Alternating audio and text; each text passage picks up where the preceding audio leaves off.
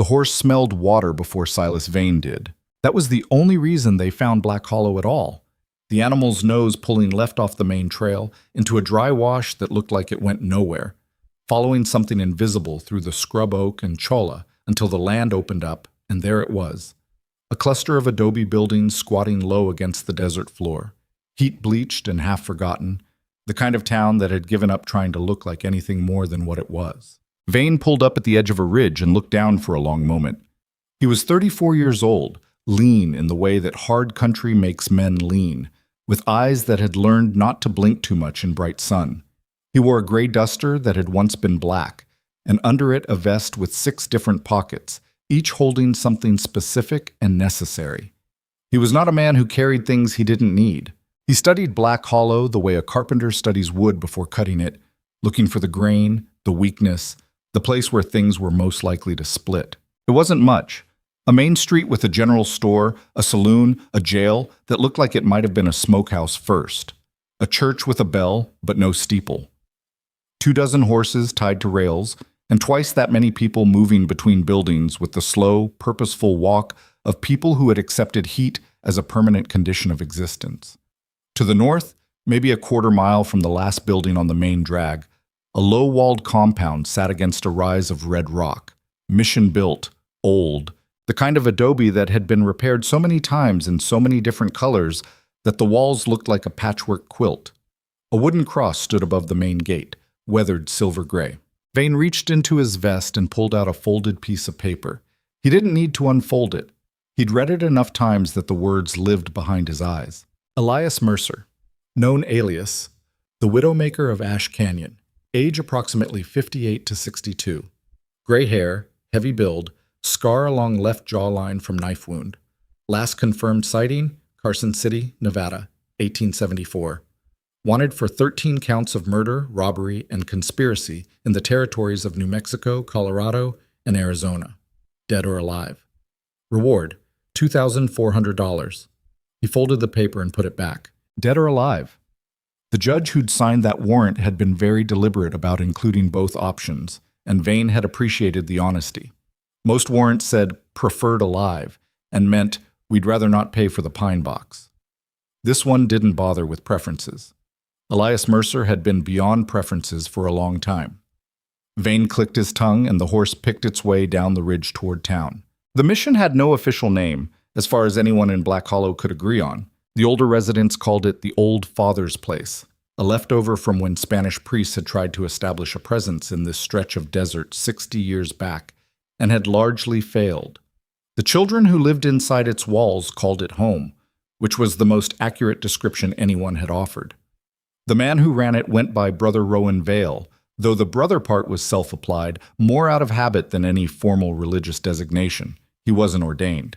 He'd never claimed to be. He simply wore the title the way he wore his worn canvas work shirt, because it fit, and because nobody had given him a better option. He was 58 years old, though on bad mornings he felt closer to 80. His hair had gone fully gray in his late 40s, and his beard, which he kept short and trimmed with a straight razor every 3 days, had followed. The scar along his left jaw, 4 inches of puckered skin from a knife fight in a Tucson gambling hall in 1869. He'd long since stopped trying to hide. In the desert, everyone had scars. Trying to hide yours only made people curious about them. He was in the garden behind the mission's east wall when he heard the gate open, his back to the entrance, hands buried to the wrist in dry soil around the base of a struggling tomato plant. The garden was his particular frustration. He'd gotten it producing reasonably well over 3 years, but the summer had been vicious, and the plants were fighting to survive in ways that reminded him, uncomfortably, of himself. Brother Rowan. He didn't turn immediately. He finished tamping the soil, wiped his hands on his pants, and then pushed himself to his feet with the particular slowness of a man whose knees had opinions about the matter. The girl standing at the garden entrance was 9 years old, named Petra, and she had the direct, unblinking gaze of a child who had learned early that adults were not always reliable and had decided to compensate by paying very close attention to everything. "There's a man at the front gate," she said. "He's got a horse, and he's asking for you." Asking for Brother Rowan? Asking for whoever runs the place. Rowan looked at her for a moment. "Did he say what he wanted?" "Water, I think." And maybe food. She paused. He's got a gun. Most men out here have guns, Petra. Not like this one. He studied her face. She wasn't frightened. Petra didn't frighten easily, which was one of the things he most respected about her. But she was serious in a way that meant she'd noticed something specific and was trying to communicate it without being able to name it. All right, he said. Go back inside and help Marta with the bread. Don't come to the front. She went without arguing, which told him she was more unsettled than she'd let on. Rowan picked up his work gloves from the ground and walked around the outer wall toward the front gate, taking his time. His right hip ached. It always ached.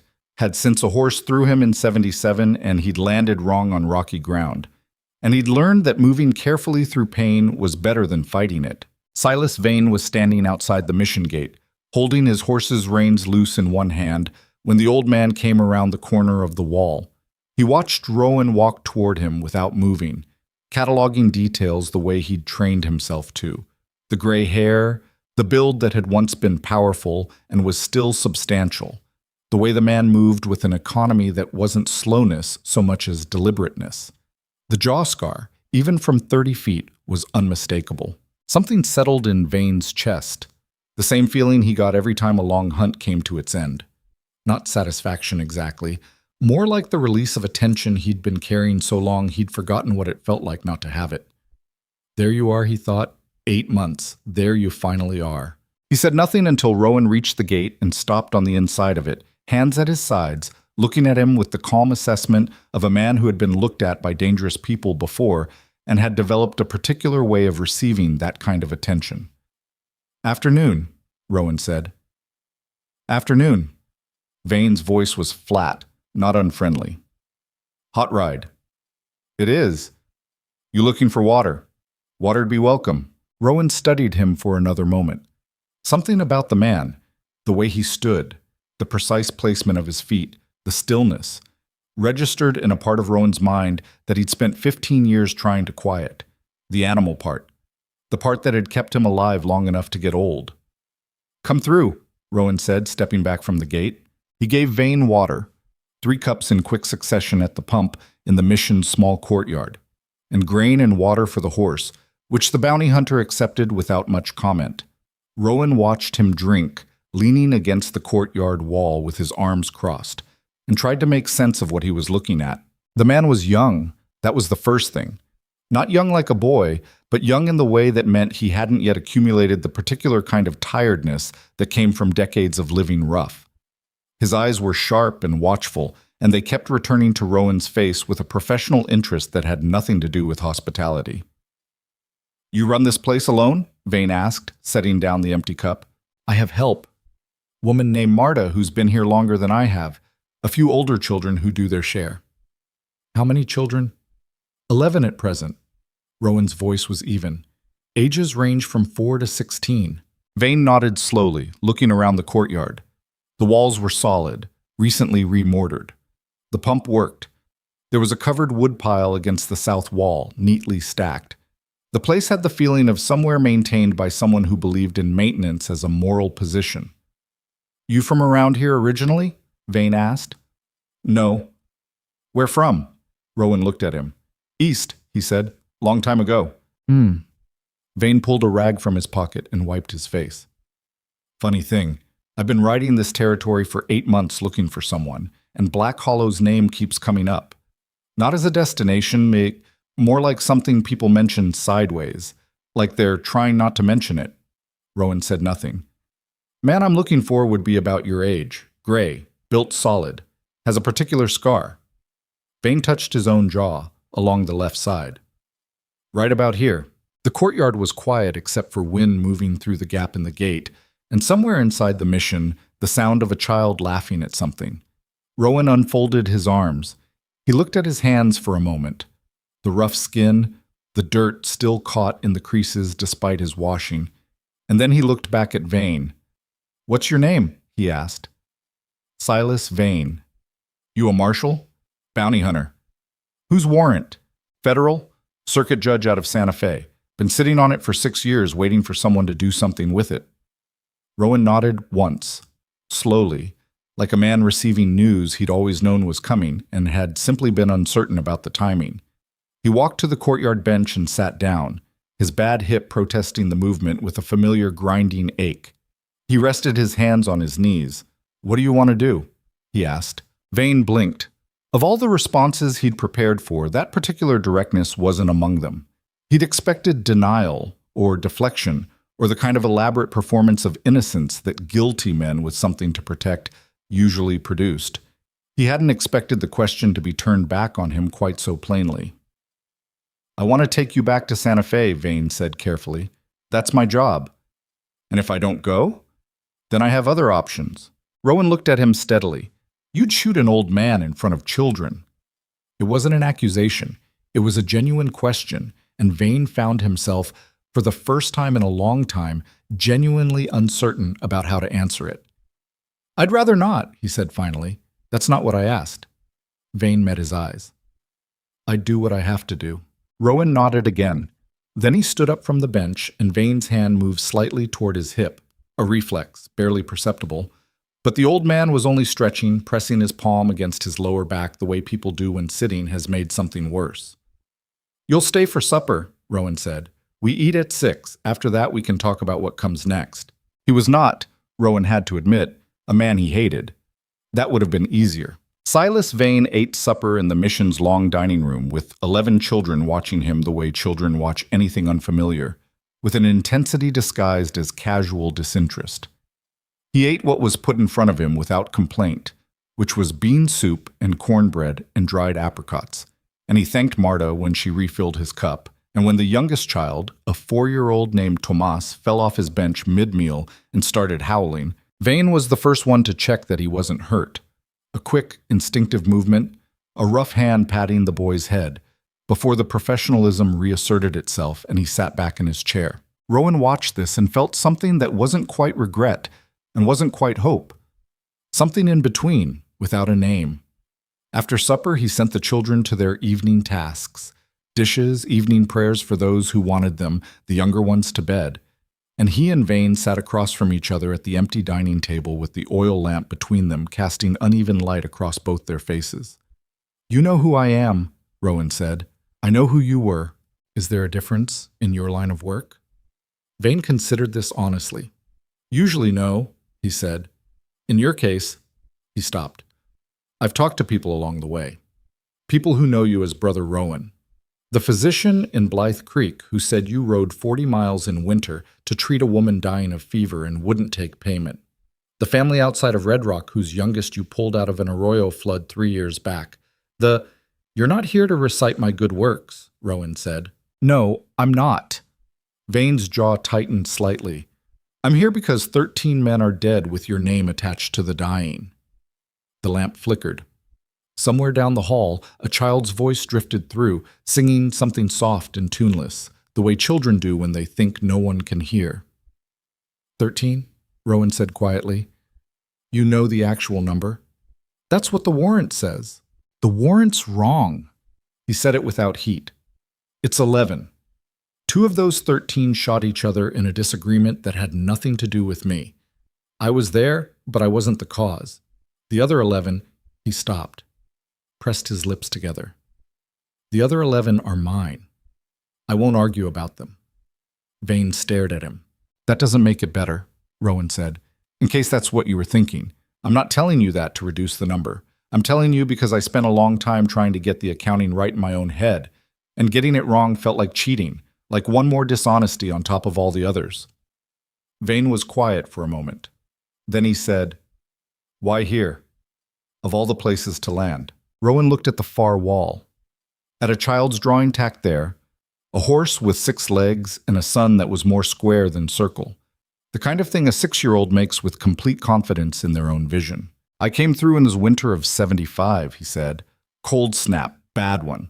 I was passing through, just passing through, and there was a baby on the mission doorstep, frozen, near solid.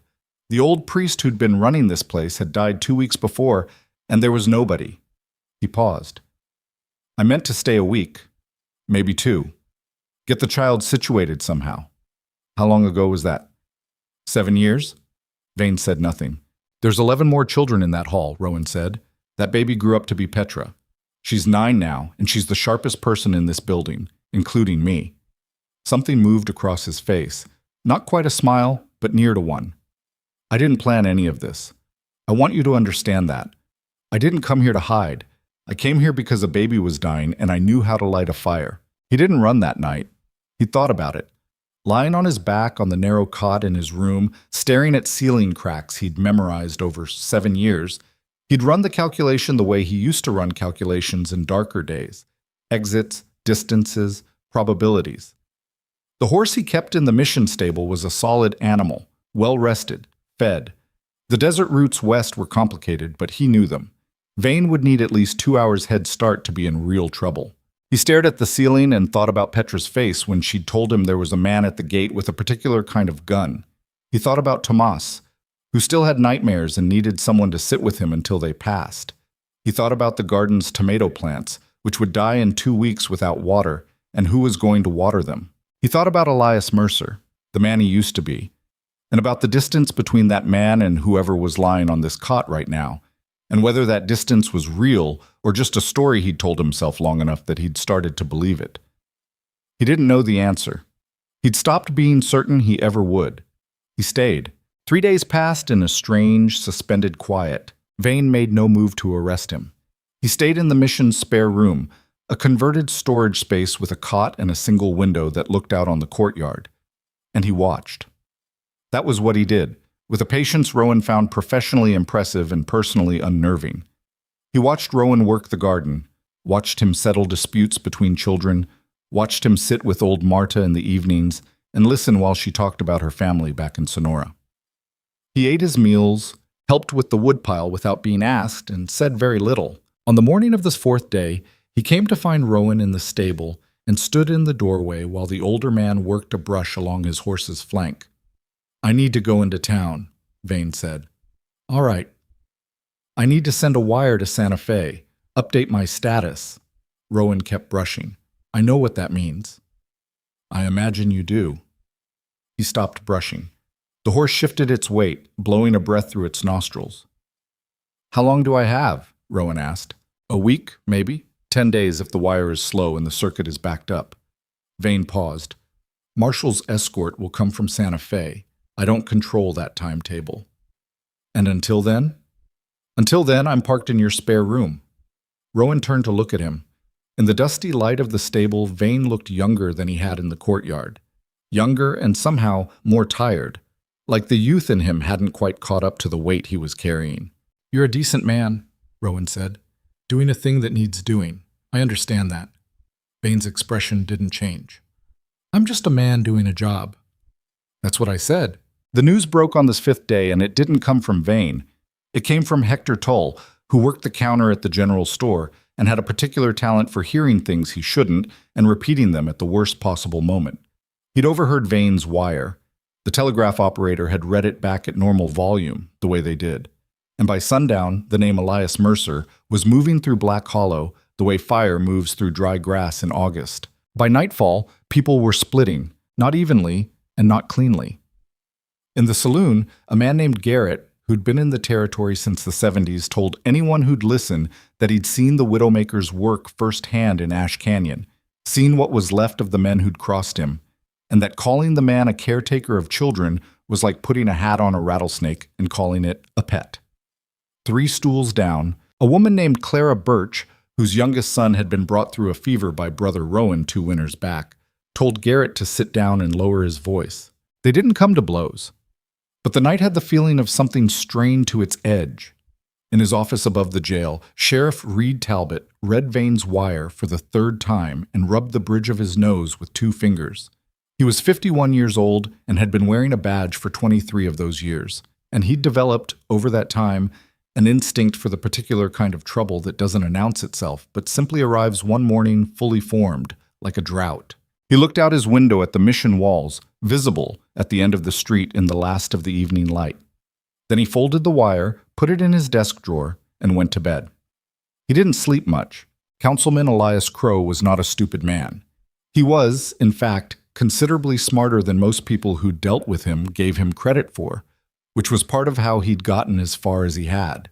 He dressed like prosperity, spoke like education, and had the particular ability of men who've built themselves from scratch to seem like they'd always been exactly what they currently appeared to be. He was also, beneath all of that, the kind of man who saw every situation primarily as a question of what it contained for him. It was not a trait he'd cultivated deliberately. It was simply the operating system he'd been running since childhood, refined by decades of use into something nearly invisible.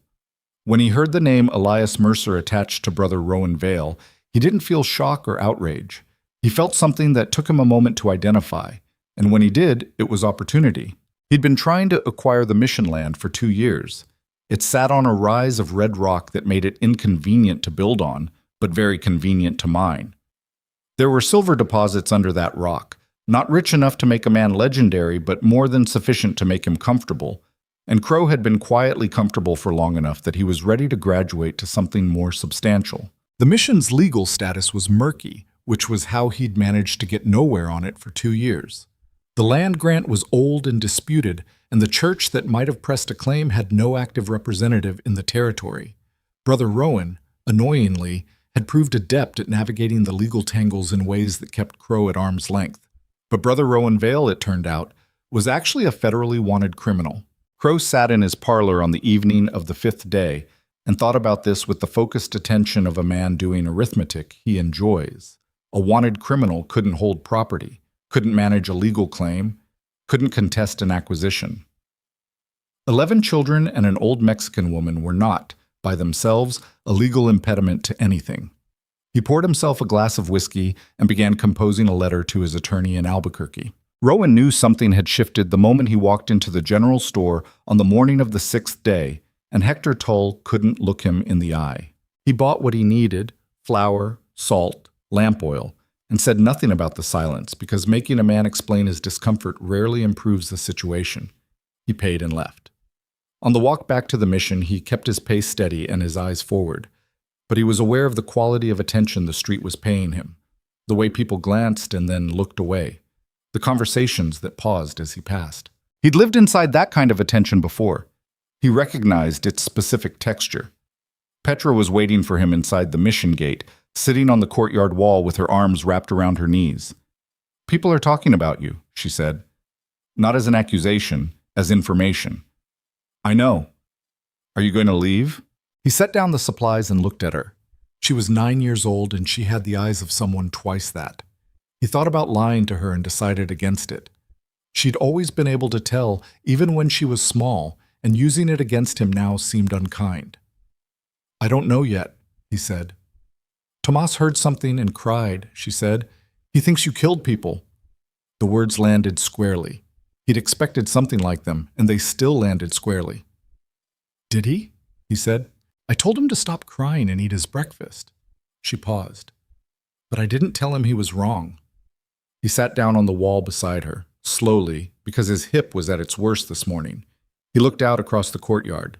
The tomato plants were hanging on. He'd watered them before dawn. "I did kill people," he said. She was quiet for a moment. "Why?" "Different reasons. Most of them were bad reasons." He was quiet for a moment himself. "I was a different kind of man then. I don't think that excuses it, but it's true." Petra thought about this with the visible concentration she brought to everything. "Are you going to be that kind again?" she asked. "No? How do you know?" He looked at her. "Because I've spent 7 years learning to be this kind instead, and that takes up all the space." She considered this too. Then she unfolded herself from the wall and picked up the flour sack. "I'll put this away," she said, and went inside. He sat in the courtyard alone for a while, in the morning heat, listening to the dry wind moving through the gate. Somewhere in town, he knew, the machinery was already turning. He could feel it the way he used to feel weather coming, a pressure change, subtle and certain. It was Marta who told him about Crow. She came to him on the evening of the 7th day, wiping her hands on her apron, her face carrying the expression of someone who has been holding something difficult for a while and has decided the time for holding it is over. "You know Crow's been wanting this land," she said. "I know. He had a man from his law office here this afternoon, while you were in the stable. She pulled a folded document from her apron pocket and handed it to him. He left this. Rowan unfolded it. His eyes moved across the dense legal language, and even accounting for the baroque formalities of territorial law, the meaning was clear enough. Given the legal incapacity of the current occupant to maintain any property rights in the territory, in light of outstanding federal warrants, the mission property was being formally contested for acquisition under a provision that allowed for civic seizure of properties controlled by felons. The words were careful. Everything Crow touched was careful. Rowan read it twice. Then he folded it and held it in his hands. He can do this? Marta asked. Legally? He's going to try. He put the document in his pocket. He's been watching for an opening for 2 years. And now he has one. Now he has one. Marta was quiet for a moment. Then she said, with a flatness that was more frightening than anger, "If he takes this place, where do the children go?" Rowan said nothing because there was nothing good to say. Children with no home and no family and no money went to a short list of places, all of them worse than here. He'd spent 7 years building an alternative to that list. He wasn't under any illusions about what the alternative's loss would mean. "I'll think about it," he said. "Think fast," Marta said, and went back to the kitchen. He sat in the failing light and felt the weight of it all pressing down. The warrant in Vane's pocket, the document in his own, the children sleeping at the end of the hall, the silver under the rock that Crow wanted badly enough to use a wanted man's past as a crowbar to get it. He was 58 years old. His hip hurt. His hands shook slightly in the mornings now, which they hadn't used to do. He'd spent 7 years convincing himself that the man he used to be was gone. Not forgiven, never forgiven, but transformed. Replaced by someone who could be useful instead of dangerous. And now the world was standing outside his gate reminding him that the past doesn't transform. It waits. He sat there a long time in the dark before he got up and went to find Vane. He found him in the spare room, cleaning his revolver with the focused attention of a man for whom this is more ritual than maintenance. Vane looked up when Rowan appeared in the doorway, but didn't stop what he was doing. "Crow moved on the land," Rowan said. Vane set down the cylinder. "How?" Rowan handed him the document. He watched Vane read it, the bounty hunter's eyes moving quickly, the slight tightening around his mouth as he got to the operative paragraph. "He can't do that," Vane said. "The warrant doesn't constitute conviction. Tell that to his lawyer." "It's not—" Vane stopped. "Set the document on the cot. This would take months to work through the courts. If it goes to court, what else?" Vane stopped again because he understood. Territorial law was imprecise in ways that advantages went to men with money and attorneys and a willingness to move fast. If Rowan was in federal custody in Santa Fe, he couldn't contest anything. If he fled and was absent, the same. Crow had positioned himself to move in the window between the present moment and whatever legal clarity might eventually emerge. And in that window, 11 children had no advocate. Vane sat with this for a moment. "You're not asking me to let you go," he said. It wasn't a question. "No." "Then what are you asking?" Rowan leaned against the doorframe. He looked old in the hallway lamp's light, genuinely old, not just weathered. There was something in his face that wasn't defeat and wasn't acceptance either, but something adjacent to both. "I'm asking if you're a man who pays attention to the whole picture," he said, "or just the part in your warrant." Vane looked at him for a long time. The room was very quiet. "I pay attention to my job," he said finally. "That's all I can tell you." Rowan nodded. He straightened up from the doorframe, and the movement was slow and deliberate in the way of someone managing pain they've stopped mentioning because mentioning it doesn't help. "All right," he said. "That's an honest answer." He went back to his room. He sat on his cot in the dark for a while. Then he lay down and stared at the ceiling cracks he'd memorized over 7 years and thought about what kind of man he was going to need to be in the days coming. Not the man he used to be. Something else. Something he didn't have a name for yet. Outside, the desert wind moved around the mission walls like it always did, looking for a way in and finding none. The children slept. The tomato plants leaned slightly toward the east, toward water they couldn't reach. Morning was coming. It always was. The morning came in the way desert mornings do, fast and without apology. The the dark peeling back in minutes rather than the slow gray seep of dawn that Eastern people talk about. One moment it was night, and the next the sky was a hard, bright blue, and the heat was already building at the edges, promising something worse by noon. Rowan was in the stable before anyone else was awake, not because he'd slept and risen early, but because he hadn't slept at all, and the stable was where he went when the inside of his own head became uninhabitable. There was a particular comfort in the smell of hay and animal warmth, in the uncomplicated needs of horses, in work that had no moral dimension beyond the doing of it. He mucked out the 2 stalls, relayed the bedding, checked the water. His horse, a big roan named Nothing in particular because Rowan had never seen the point of naming horses, watched him work with the patient indifference of an animal that has decided its human is probably all right. He was thinking about Crow's document. He was thinking about what Crow understood and what Crow couldn't possibly understand about this place. The difference between land as an asset and land as the only thing standing between 11 children and a world that had already demonstrated its indifference to them once. He heard boots on the stable floor and turned to find Vane in the doorway, holding 2 cups of coffee. The bounty hunter looked like he hadn't slept much either, which Rowan found, despite everything, faintly reassuring. Men who slept easily with difficult decisions weren't men he'd ever trusted. "Marta's up," Vane said, extending one of the cups. Rowan took it. The coffee was thick and bitter, and better than it had any right to be.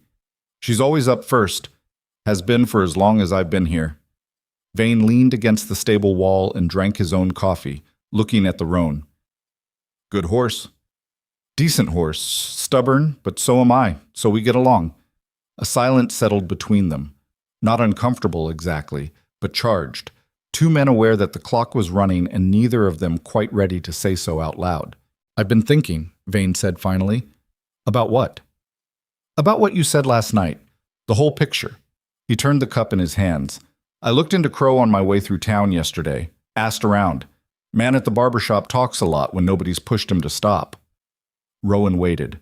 "Crow's been after this property since at least the spring of last year," Vane continued. "Made 2 formal offers that you rejected. Filed 1 nuisance complaint about mission construction without a permit, which was thrown out. He's got a man named Dillard on his payroll who rode up to Carson City 6 months ago. Nobody in town knows why, but Carson City is where the last confirmed sighting of you was on paper." Rowan set down his coffee cup on the stable rail. Something cold moved through him. "He knew before you did. He knew you were here. Possibly knew who you were. He was waiting." "Waiting for what?" "For someone with a warrant to ride into town and hand him his opening." Vane's jaw worked slightly. He didn't expect the federal angle, I think. He was probably expecting a territory warrant, something he could manage locally. What he got was better, from his perspective. Rowan stared at him. "You think he's the one who put the Santa Fe circuit judge back onto this warrant after 6 years?" Vane didn't answer immediately, which was itself an answer. "I can't prove it," Vane said. "Not with what I have. But the timing is—" He stopped. 6 years that warrant sat untouched, and then 4 months after Crow sends a man to Carson City, it gets reactivated. You do the math. The roan shifted its weight and blew a breath. Outside, the morning was fully arrived now, the light sharp and flat and merciless. From somewhere inside the mission came the sound of children waking, a door, a raised voice, Tomas beginning to cry about something, and then just as abruptly stopping, the way 4-year-olds do. "He used you," Rowan said. "He used the system," Vane said. "He used me as part of the system, which is—" another pause, this one longer. "Which is something I'm going to need to think about." Rowan looked at him for a long moment. The man was genuinely conflicted, which made him either more honest than most people Rowan had dealt with, or more dangerous, because honest men did unpredictable things when the ground shifted under their sense of right and wrong. "What happens to your warrant if it turns out a corrupt councilman manufactured the reactivation?" Rowan asked. "The warrant existed before Crow touched it. Whatever he did to push it forward doesn't invalidate the underlying charges." "I know that. That's not what I asked." Vane looked at him. "It complicates things," he said finally. "Yes," Rowan said, "it does." He picked up his coffee cup, found it empty, and set it back down. The morning was already hot enough that his shirt was beginning to stick to his back. 7 years, and he still hadn't fully made peace with the desert heat. Probably never would. Some things you accommodate without accepting, I'm not asking you to tear up the warrant, Rowan said. I want to be clear about that. Whatever I did, I did. That accounting doesn't change because Crow is a greedy man. He looked at the roan. But those children didn't do anything. And if Crow takes this land while I'm sitting in a federal cell in Santa Fe, there's nobody to contest him. Nobody who has standing and the will to use it at the same time. Vane said nothing, but he was listening in the way that meant he was actually hearing it. All I'm asking, Rowan said, is for a little time. Time for what? To make sure there's something left to come back to, if it comes to that. Vane finished his coffee and pushed off from the wall. He looked at Rowan with an expression the older man couldn't fully read. Something between professional distance and something more complicated that the professional distance was trying to cover. A week, Vane said. Maybe less, depending on what comes from Santa Fe. That's all I have to give. He set his cup next to Rowan's and walked back toward the mission. Rowan stood in the stable for a moment longer, with the roan and the smell of hay and the hard morning light coming through the gaps in the roof. He thought about the week ahead the way he used to think about difficult country.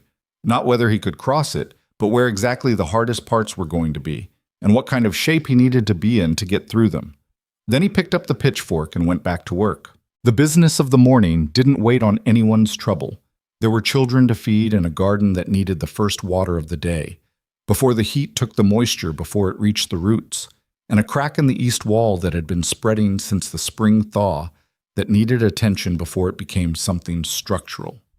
Rowan moved through all of it with the practiced efficiency of someone for whom the work itself had become a kind of purpose.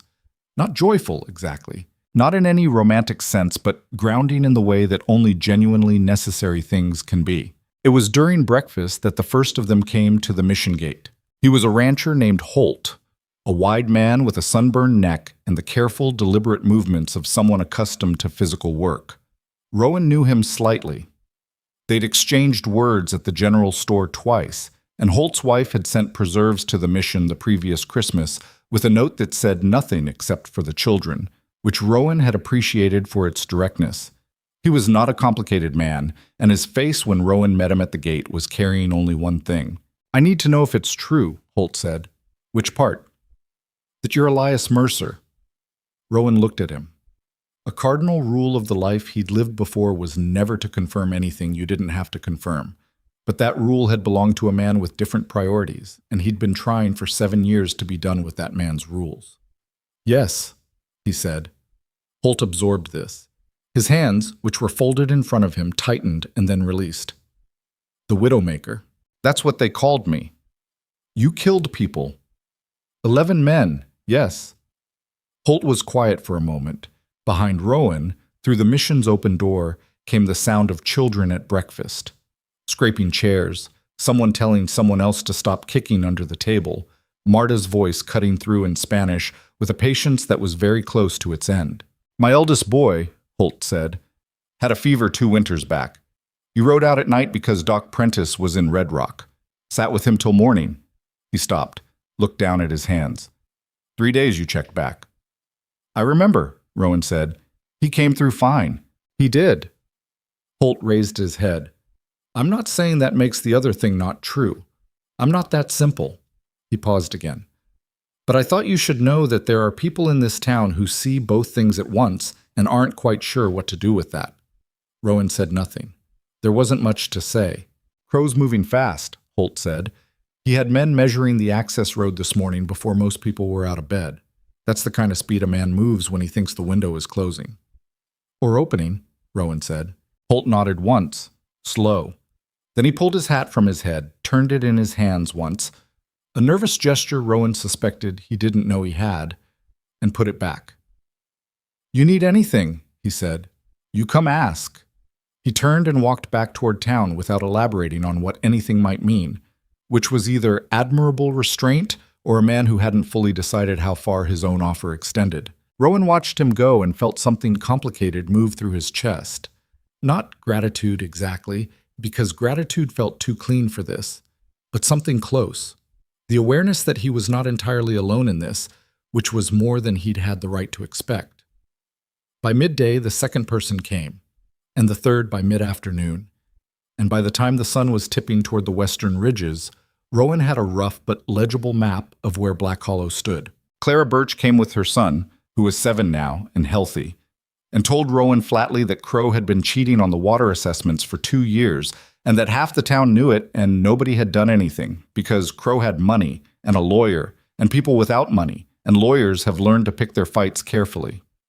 She said this not as a complaint but as information, with the brisk efficiency of a woman who had been organizing facts and distributing them usefully for her entire adult life. Old Fenwick, who ran the livery, came alone and said nothing useful at all, but stood in the courtyard for 20 minutes looking at the walls and the garden and the children playing in the afternoon shade before he said, "It's a good thing you've built here," and then left before Rowan could respond. And then, near sundown, came Caleb Mercer. Rowan didn't know the name. The man who arrived at the mission gate was somewhere in his mid-40s, with a prospector's build and a prospector's look, the squinting assessment of someone used to evaluating terrain for what it might yield. And he introduced himself with a handshake that was brief and firm, and said his name like he was testing the weight of it against Rowan's reaction. "Mercer," Rowan repeated. "Same name, no relation as far as I know."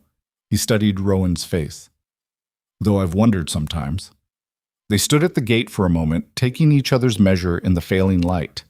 Caleb Mercer had a directness about him that was different from Holt's careful decency or Clara Birch's brisk efficiency.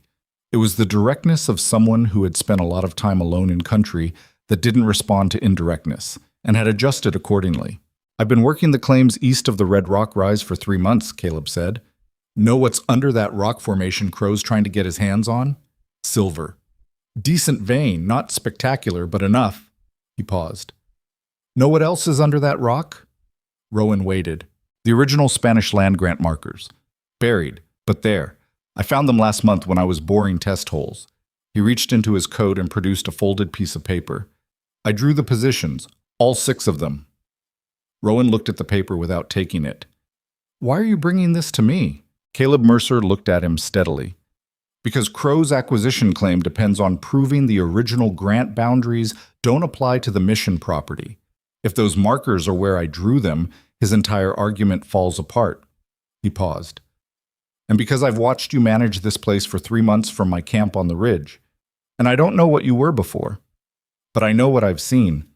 Rowan took the paper. He unfolded it carefully and studied the diagram, hand-drawn but precise, the positions marked with measurements that suggested someone with surveying experience.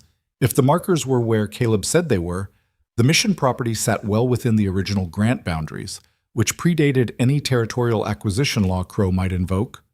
"How confident are you in these positions?" Rowan asked. "I'm a prospector.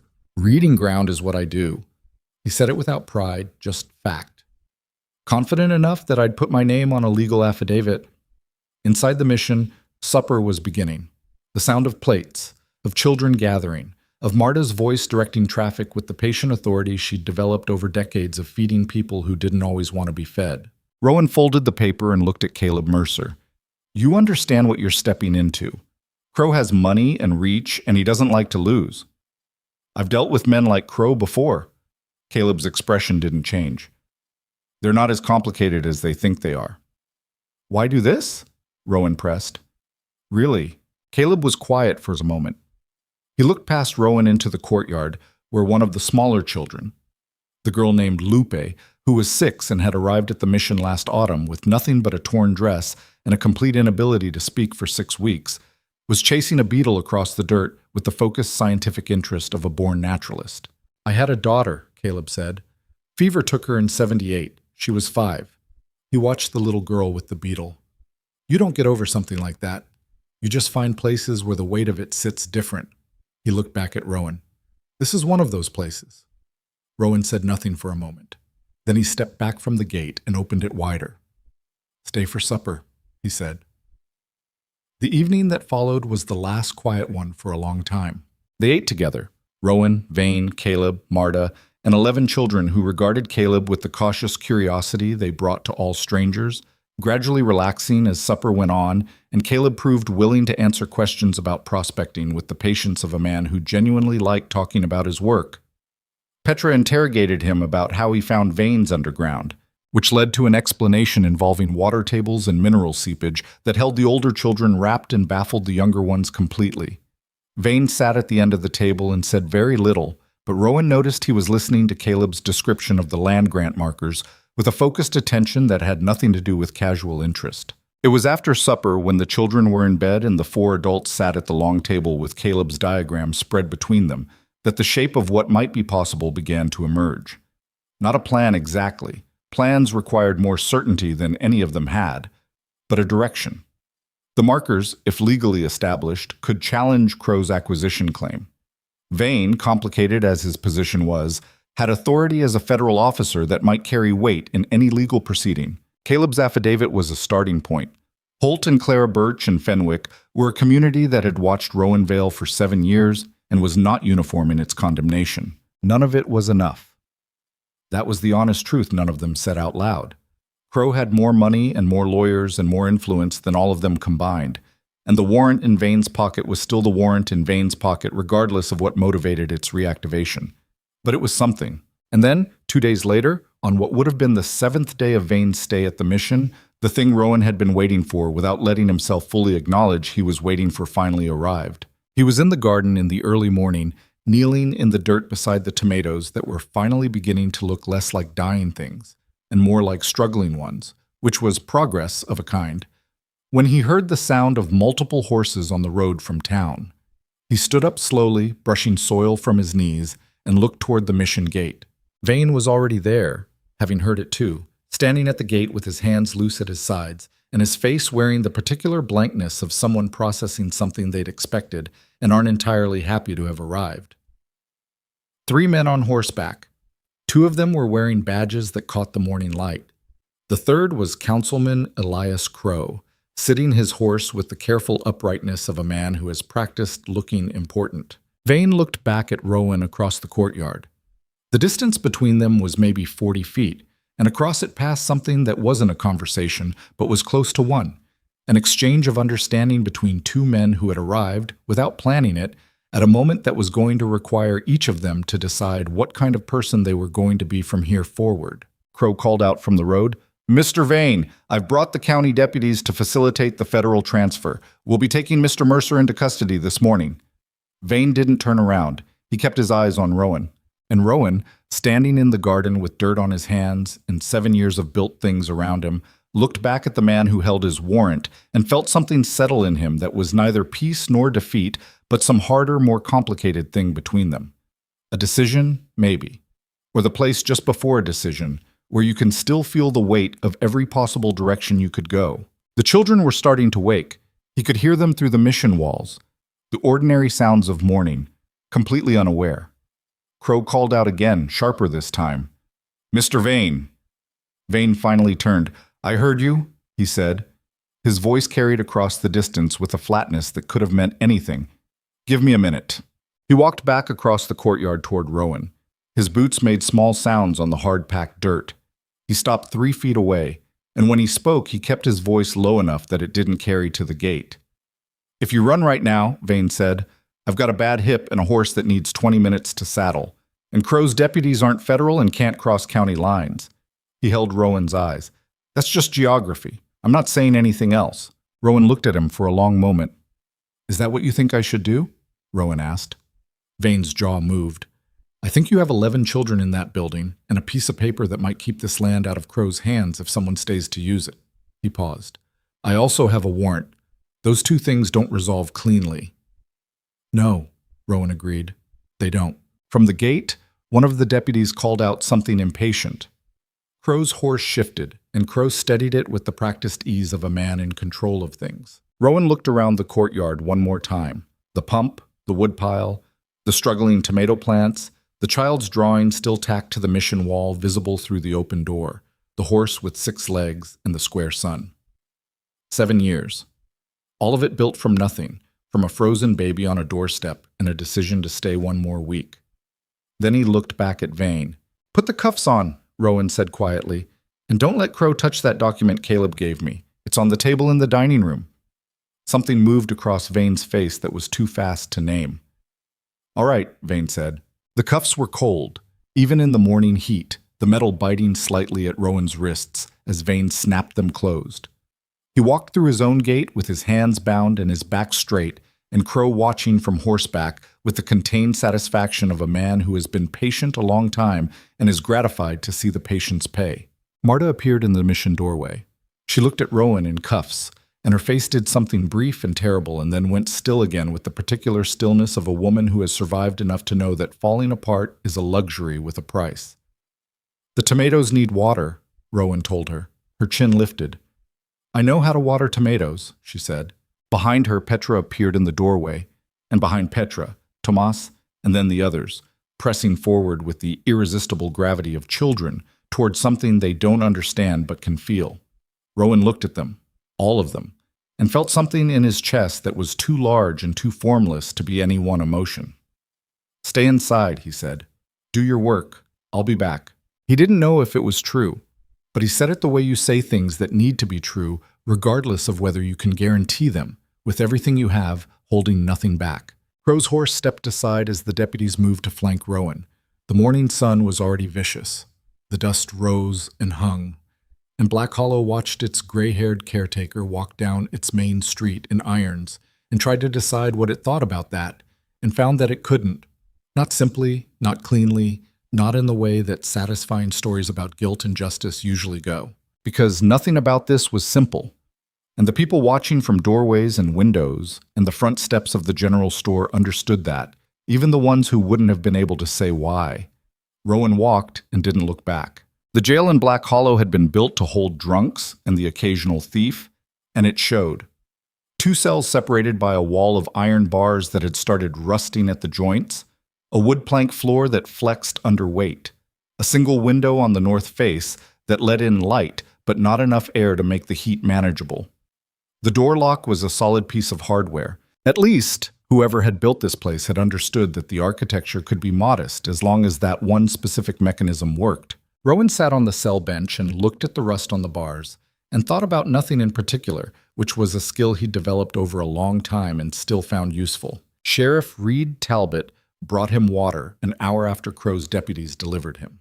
He set the cup on the floor inside the cell bars without ceremony, pulled a stool from the corner, and sat down on it backward with his arms crossed over the top rail, looking at Rowan with the evaluating gaze of a man who makes decisions slowly, because he's learned that fast decisions in his line of work tend to produce bad outcomes. Talbot was 51 and had been wearing a badge since he was 28, which meant he'd had 23 years to develop opinions about justice and its relationship to the law, and he'd found, as most experienced lawmen eventually do, that the two things were related but not identical, and that the gap between them was where most of the genuinely hard days of his career lived.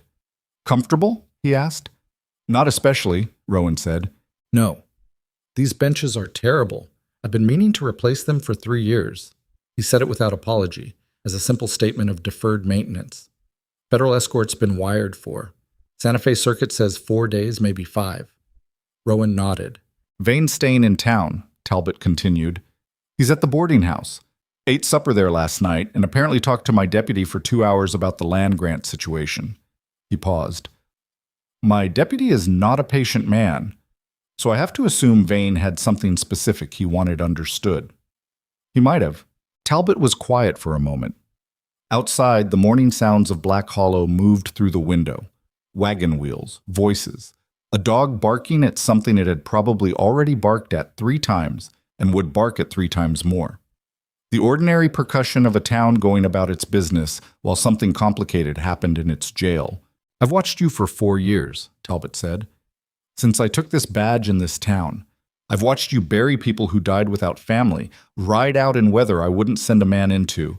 I watched you sit outside the Birch Boy's window for 2 nights when he was sick because his mother was frightened, and you didn't want her frightened alone." He stopped. "I've also read the warrant. All of it." "I know what it says," Rowan said. 11 men. "Yes. Were any of them something other than what the warrant says they were?" Rowan considered the question honestly, the way it deserved to be considered. 2 of them deserved worse than what they got. 2 of them were probably mistakes, men who were in the wrong place and made the wrong move, and I was too fast and too scared to think before I acted. He looked at his hands, which were resting on his knees. The other 7 were somewhere in between. None of it was justice. Most of it was survival. He paused. I'm not asking you to feel differently about it than you do. Talbot nodded slowly. He looked at the floor for a moment, then back up. Crow filed the acquisition paperwork this morning. His lawyer rode in from Albuquerque last night. Must have left before the wire even went out, which tells you something about how prepared he was. His voice carried a particular flatness when he said Crow's name. The flatness of a man who has watched someone operate dishonestly for long enough that indignation has been replaced by something colder and more useful. The prospector, Mercer. He came to my office this morning with his diagram. Caleb Mercer. Yes. He spent an hour explaining the land grant markers to me, and another hour explaining why Crow's surveying records are, in his professional assessment, selectively incomplete. Talbot's mouth tightened at the corners. He's a careful man. He is. He's also going to need more than a diagram. Crow has a lawyer and a survey on file and enough money to keep it in territorial court until everyone who opposes him is too tired to continue. Talbot stood up from the stool. He was a big man, and when he stood, he occupied space in the way that large men do, not aggressively, but unavoidably. What I can do from this office is limited. You understand that? I understand it. Talbot picked up the stool and returned it to its corner. He stood there for a moment with his back to Rowan, and when he spoke again, his voice was careful and deliberate in the way of a man choosing each word like he's crossing ice and testing every step. I'm going to do my rounds this afternoon, he said.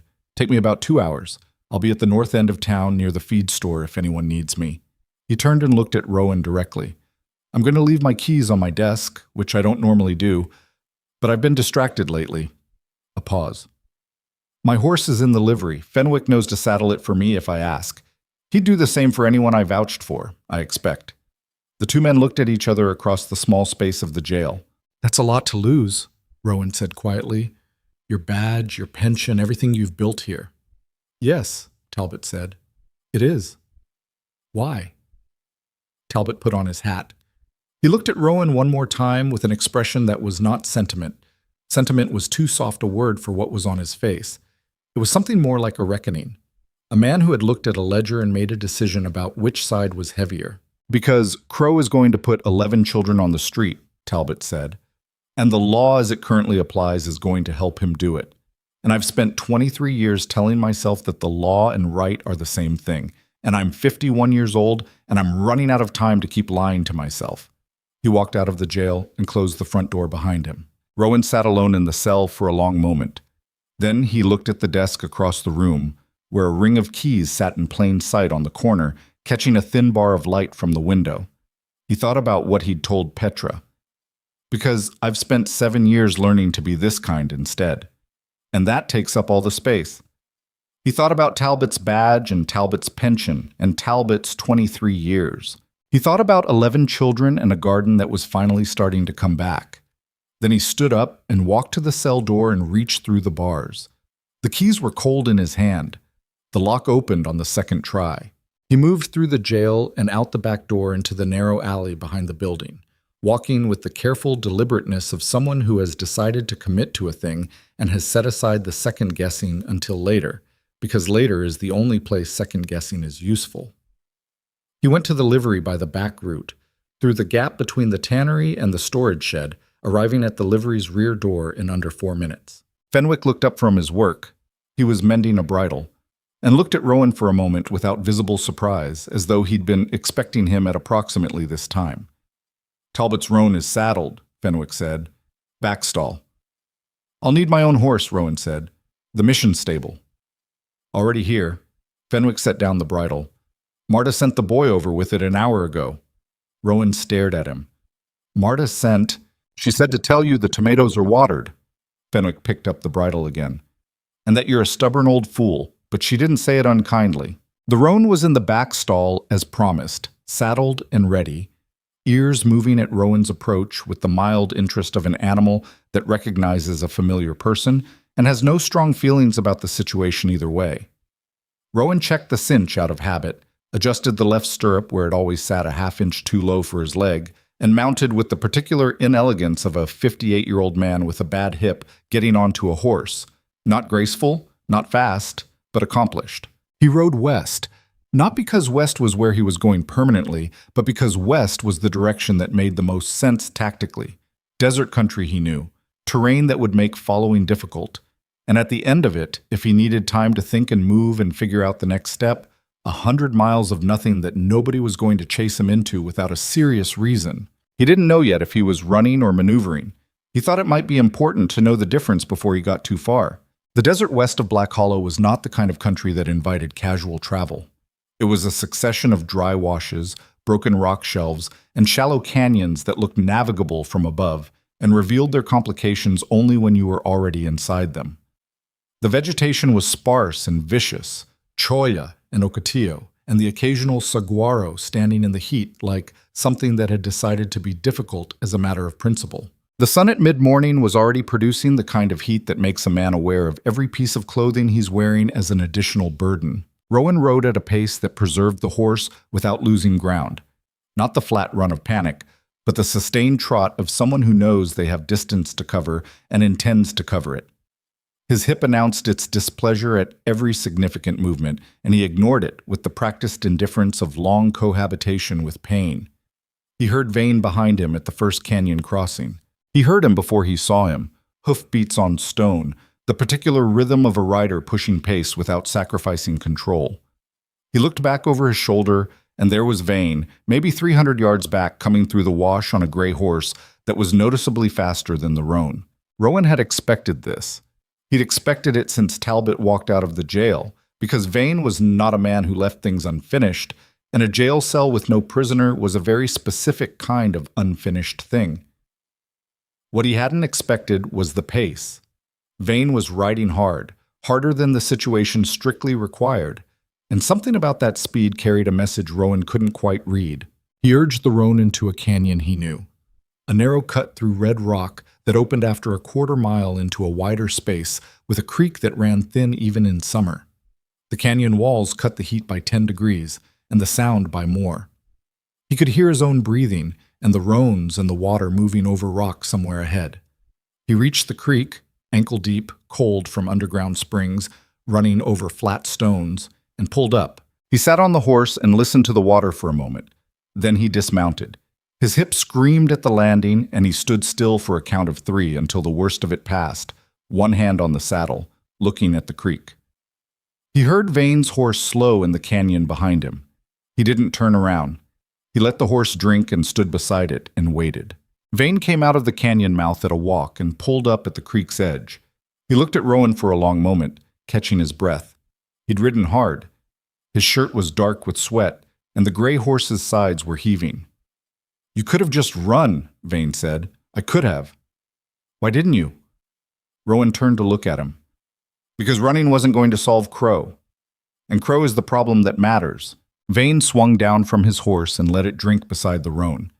He took off his hat and rubbed sweat from his forehead with the back of his wrist. Standing there in the creek cut with the canyon walls rising around them and the thin sound of water between them, he looked younger than he had in town, or maybe just less armored.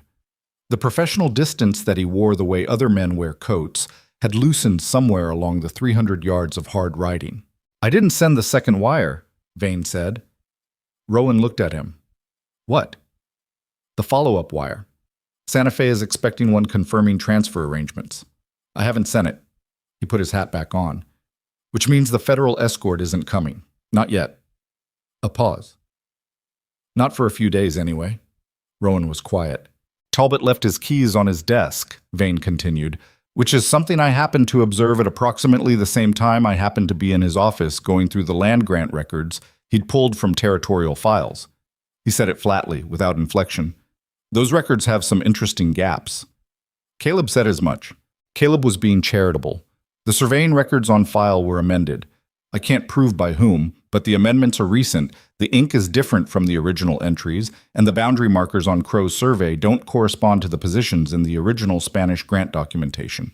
He met Rowan's eyes. "That's fraud. Clear, demonstrable fraud. The kind that a federal officer has standing to report regardless of whatever else he's currently involved in." Rowan absorbed this slowly. The creek moved. One of the horses blew a breath. High above the canyon walls, a hawk was doing something unhurried. "You're telling me you've been building a case against Crow," Rowan said. "I'm telling you that while I've been parked in your spare room waiting for the federal process to move, I've been paying attention to what's happening around me." Vane's voice was not apologetic, but it was careful. "I'm telling you that the warrant in my pocket and the evidence in my saddlebag are two separate things, and one of them has a path forward that the other one doesn't change." "They're still separate things," Rowan said. "Yes. You still have the warrant." "Yes." The water moved between the stones with small, insistent sounds. Rowan looked at it for a moment, then back at Vane. "Then what are we doing out here?" he asked. Vane was quiet for a long time, long enough that a lesser man would have filled the silence with something, but Vane had the discipline of someone who understood that silence was sometimes the most honest answer to a question. "I've been doing this job for 9 years, he said finally. "I've brought back 31 men on federal warrants. 4 of them were dead when they arrived, which the warrants permitted, but which I don't think about if I can avoid it." He looked at the water. "Most of the time, the job is simple. The man on the warrant is the man on the warrant, start to finish.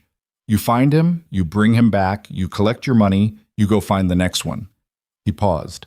"You're the first one in 9 years who made me feel like I was carrying 2 contradictory things at the same time. I'm not asking you to let me go," Rowan said. "I've said that before. I'll say it again." "I know." Vane looked at him directly. "I'm asking you to give me a week. Come back to Black Hollow. Let me build the case against Crow in a way that stands up in territorial court. Let Caleb Mercer's markers get formally surveyed and entered into the record.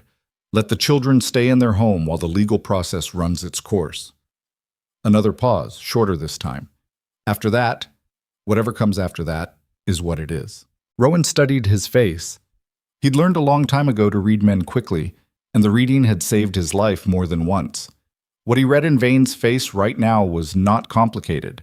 It was a man who had gotten himself into something more morally tangled than his job description had prepared him for, and who was trying to find the best path through it with the tools he had.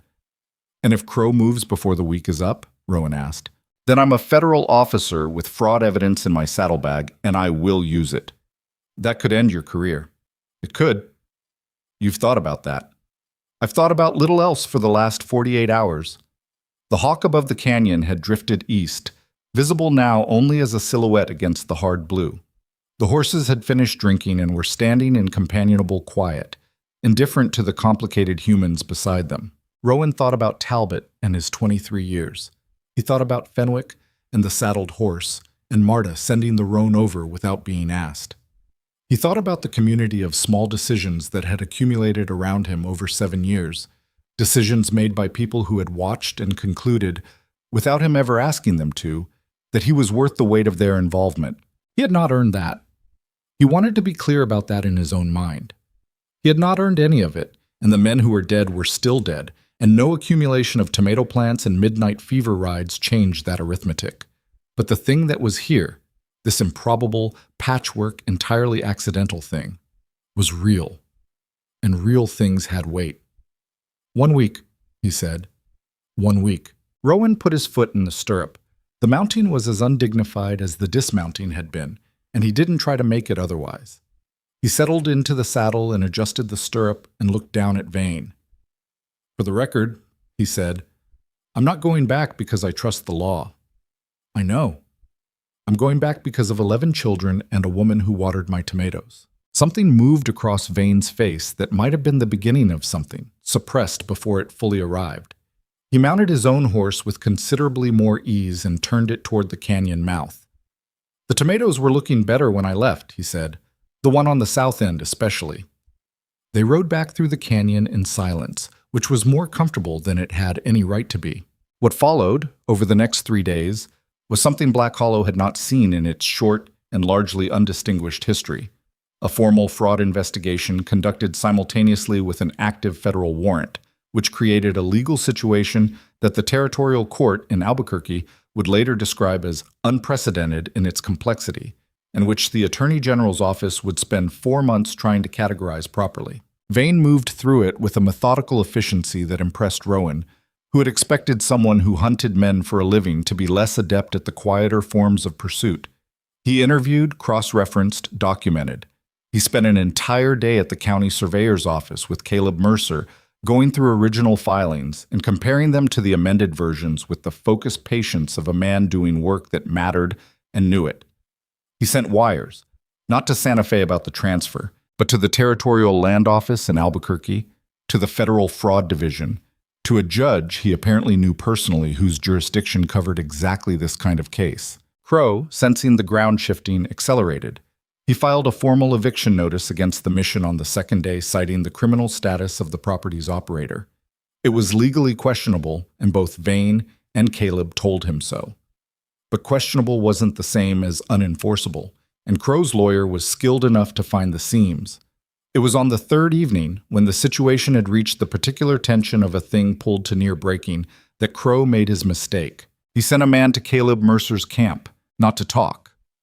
The man arrived after dark, and he had two companions, and the three of them spent 20 minutes in Caleb's tent going through his papers and survey equipment with the casual thoroughness of people who intended to leave nothing useful behind. Caleb was not in the tent. He was, by chance, at the mission helping Rowan remortar the cracked east wall, a job that was tedious and that Caleb had volunteered for with the straightforwardness of someone who needed something to do with his hands. They heard the horses from the mission wall. Caleb went still. Rowan put down his mortar board. "That's my camp," Caleb said. They both knew what it meant. Crow was destroying the physical evidence because the legal route was closing, and when the legal route closes, men like Crow don't give up. They remove the obstacles. Rowan looked at Caleb. "Is there anything in the tent they could use? The original diagram is with Vane, but my bore logs, the technical records from the test holes, are there. Without those, the marker positions are just a drawing." Rowan was already moving toward the stable. "Wait," Caleb said. "Rowan, you go out there and something goes wrong. You're a wanted man in a firefight. That's a different kind of trouble than you're already in." "I know," Rowan said. "Then, Caleb." He stopped at the stable door. "Do you have the diagram safe?" "Yes." "Then let me handle the bore logs." He didn't wait for an answer. The ride to Caleb's camp was 6 minutes across flat ground, and Rowan made it in 4. He came in from the north, which put the red rock rise between him and the camp's entrance, and he moved the last 100 yards on foot after tying the roan to a scrub oak that had no business growing at this elevation, but was doing it anyway with characteristic desert stubbornness. 3 men. 2 were inside the tent, which was lit from within and showed their shadows moving across the canvas in a way that was almost domestic, going through papers, moving equipment, unhurried. The third was outside, holding the horses, watching the approach road. Rowan came from behind the rock. He was not a young man. He knew that. He was 58 years old with a bad hip and hands that shook in the mornings, and the man he had been at 35, fast and certain and careless with his own safety in the way that men are when they're too young to understand what losing feels like, was not available to him anymore. But the desert was available, and the dark was available, and 30 years of knowing exactly how men positioned themselves when they thought they were secure. He came around the rock and crossed the last 20 feet between himself and the horse holder before the man heard him, and by the time the man heard him, Rowan's arm was around his throat from behind. Not a killing hold, a silencing hold, applied with the mechanical precision of someone who had used it before and knew exactly how much pressure was required for what purpose. The man went down without a sound. The horses shifted but didn't bolt. They were well-trained animals, which told him something about Crow's budget for this kind of work. Rowan stood in the dark outside the tent and said, clearly and without elevation, "You 2 inside. The man holding your horses is lying down and I'm standing over him. Come out empty-handed and we'll all go home tonight." Silence from inside the tent. "I'm not going to count to anything," Rowan said. "That's for people who are performing. I'm just telling you what the situation is." After a moment, the tent flap opened and a man came out with his hands away from his body, followed by a second. They were not young men themselves, which told him they were hired professionals rather than enthusiastic volunteers. And professionals, in his experience, made accurate assessments of their situation more readily than passionate ones. "The bore logs," Rowan said. "Give them back." The first man reached into his coat, slow, deliberate, showing every inch of the movement. and produced a rolled leather case. "That everything?" Rowan asked. "Yes." He looked at them for a moment. They looked back. The night was very still, and there were a lot of stars, and somewhere in the direction of Black Hollow, a coyote was making its opinion of the situation known. "Tell Crow what happened," Rowan said. "Tell him the boar logs went back. Tell him the rest of it's already in federal hands and that the next man he sends out here will find a federal officer waiting instead of an old man with a bad hip." He stepped back. "Go." They went. He watched until the sound of their horses faded into the dark, and then he stood alone in the desert with the boar log case under his arm, and the coyote still talking somewhere in the distance. And he became aware, gradually, that his heart was going very fast and his hands were shaking. Not the morning tremor, but something more fundamental, the body's delayed accounting of risk. He stood there and let it pass. It took a while. When it was over, he picked up his hat from where it had fallen, walked back to the roan, and rode back toward the lights of Black Hollow. He was not the man he'd been at 35, but it turned out that wasn't entirely a disadvantage. Vane was waiting at the mission gate when he rode back in, which meant Caleb had found him and told him. He looked at Rowan and at the boar log case and said nothing for a moment. "Anyone hurt?" he asked. "No." "You?" Rowan dismounted, badly as usual, the hip making its standard complaints, and handed the case to Vane. "I'm fine. The boar logs aren't." "This changes things," Vane said, looking at the case. "That's what I was counting on." Inside the mission, the children were asleep. The oil lamp in the main hall cast its usual uneven light, and Marta was sitting at the dining table with her hands around a cup of something hot, not quite awake and not quite asleep, in the way of people who have decided to stay up until they know how things turned out. She looked at Rowan when he came in. She looked at the state of him, the dust, the sweat, the way he was holding his right side where the hip was worst. "The tomatoes," she said, in the tone of someone choosing the subject deliberately. "Still alive," he said. She nodded. She poured a second cup and set it across the table from her. He sat down. The cup was coffee, thick and terrible and hot, and he wrapped his hands around it and felt the warmth move up through his palms, and he did not think about what was coming next, because what was coming next was too large and too uncertain to think about at this particular moment. He just sat, and Marta sat across from him. And the mission was quiet around them both. The morning after the boar log incident, Black Hollow woke up different, not loudly different. Not the kind of different that announces itself with raised voices and broken windows. It was the quieter kind, the kind you feel in the way conversations stop a half-second earlier when someone walks into a room, or the way men who usually pass each other without acknowledgement on the main street suddenly find reasons to stop and talk in low voices near the feed store and the barber shop. The kind of different that means a town has crossed some invisible interior line and is now deciding, collectively, and without any formal vote, what it's going to do about it. Crow's 3 men had ridden back through town in the middle of the night. 2 people saw them. Fenwick, who slept light and whose livery window faced the main street, and the telegraph operator's wife, who was up with a sick child. Both noted the hour. Both noted that the men looked like people who had gone out to do something and had come back having done less of it than planned. By morning, the story had moved through Black Hollow, the way all significant stories move through small towns. Incomplete, embellished in some places, stripped bare in others, but carrying at its core a truth that most people recognized when they heard it. Crow had sent men to destroy evidence. Rowan had stopped them. The interpretations varied. Garrett, who had been the loudest voice in the saloon against Brother Rowan, said that a wanted criminal stopping 3 other criminals proved nothing except that criminals had their own loyalties. And he said this with the conviction of a man who has invested enough in a position that revising it feels like a personal loss. But even Garrett, when pressed by the barber who was trimming his hair that morning, couldn't fully explain away the boar logs, or the amended survey records that Vane had by now copied and sent to 2 separate federal offices, or the fact that Crow's lawyer had spent 45 minutes that morning in very animated conversation with his client behind closed doors. Reed Talbot came to the mission before breakfast. He stood at the gate with his hat in his hands, which was not his usual posture. Talbot was a man who wore his hat with the unconscious authority of someone who has made it part of his professional identity, and seeing him hold it rather than wear it, communicated something without words. He looked at Rowan across the threshold with an expression that was not quite apology and not quite relief, but lived in the space between. You came back, Talbot said. I said I would. Men say a lot of things. I know. Rowan stepped back from the gate. Come in. There's coffee. They sat in the courtyard in the early morning cool, the last cool of the day, gone by 9.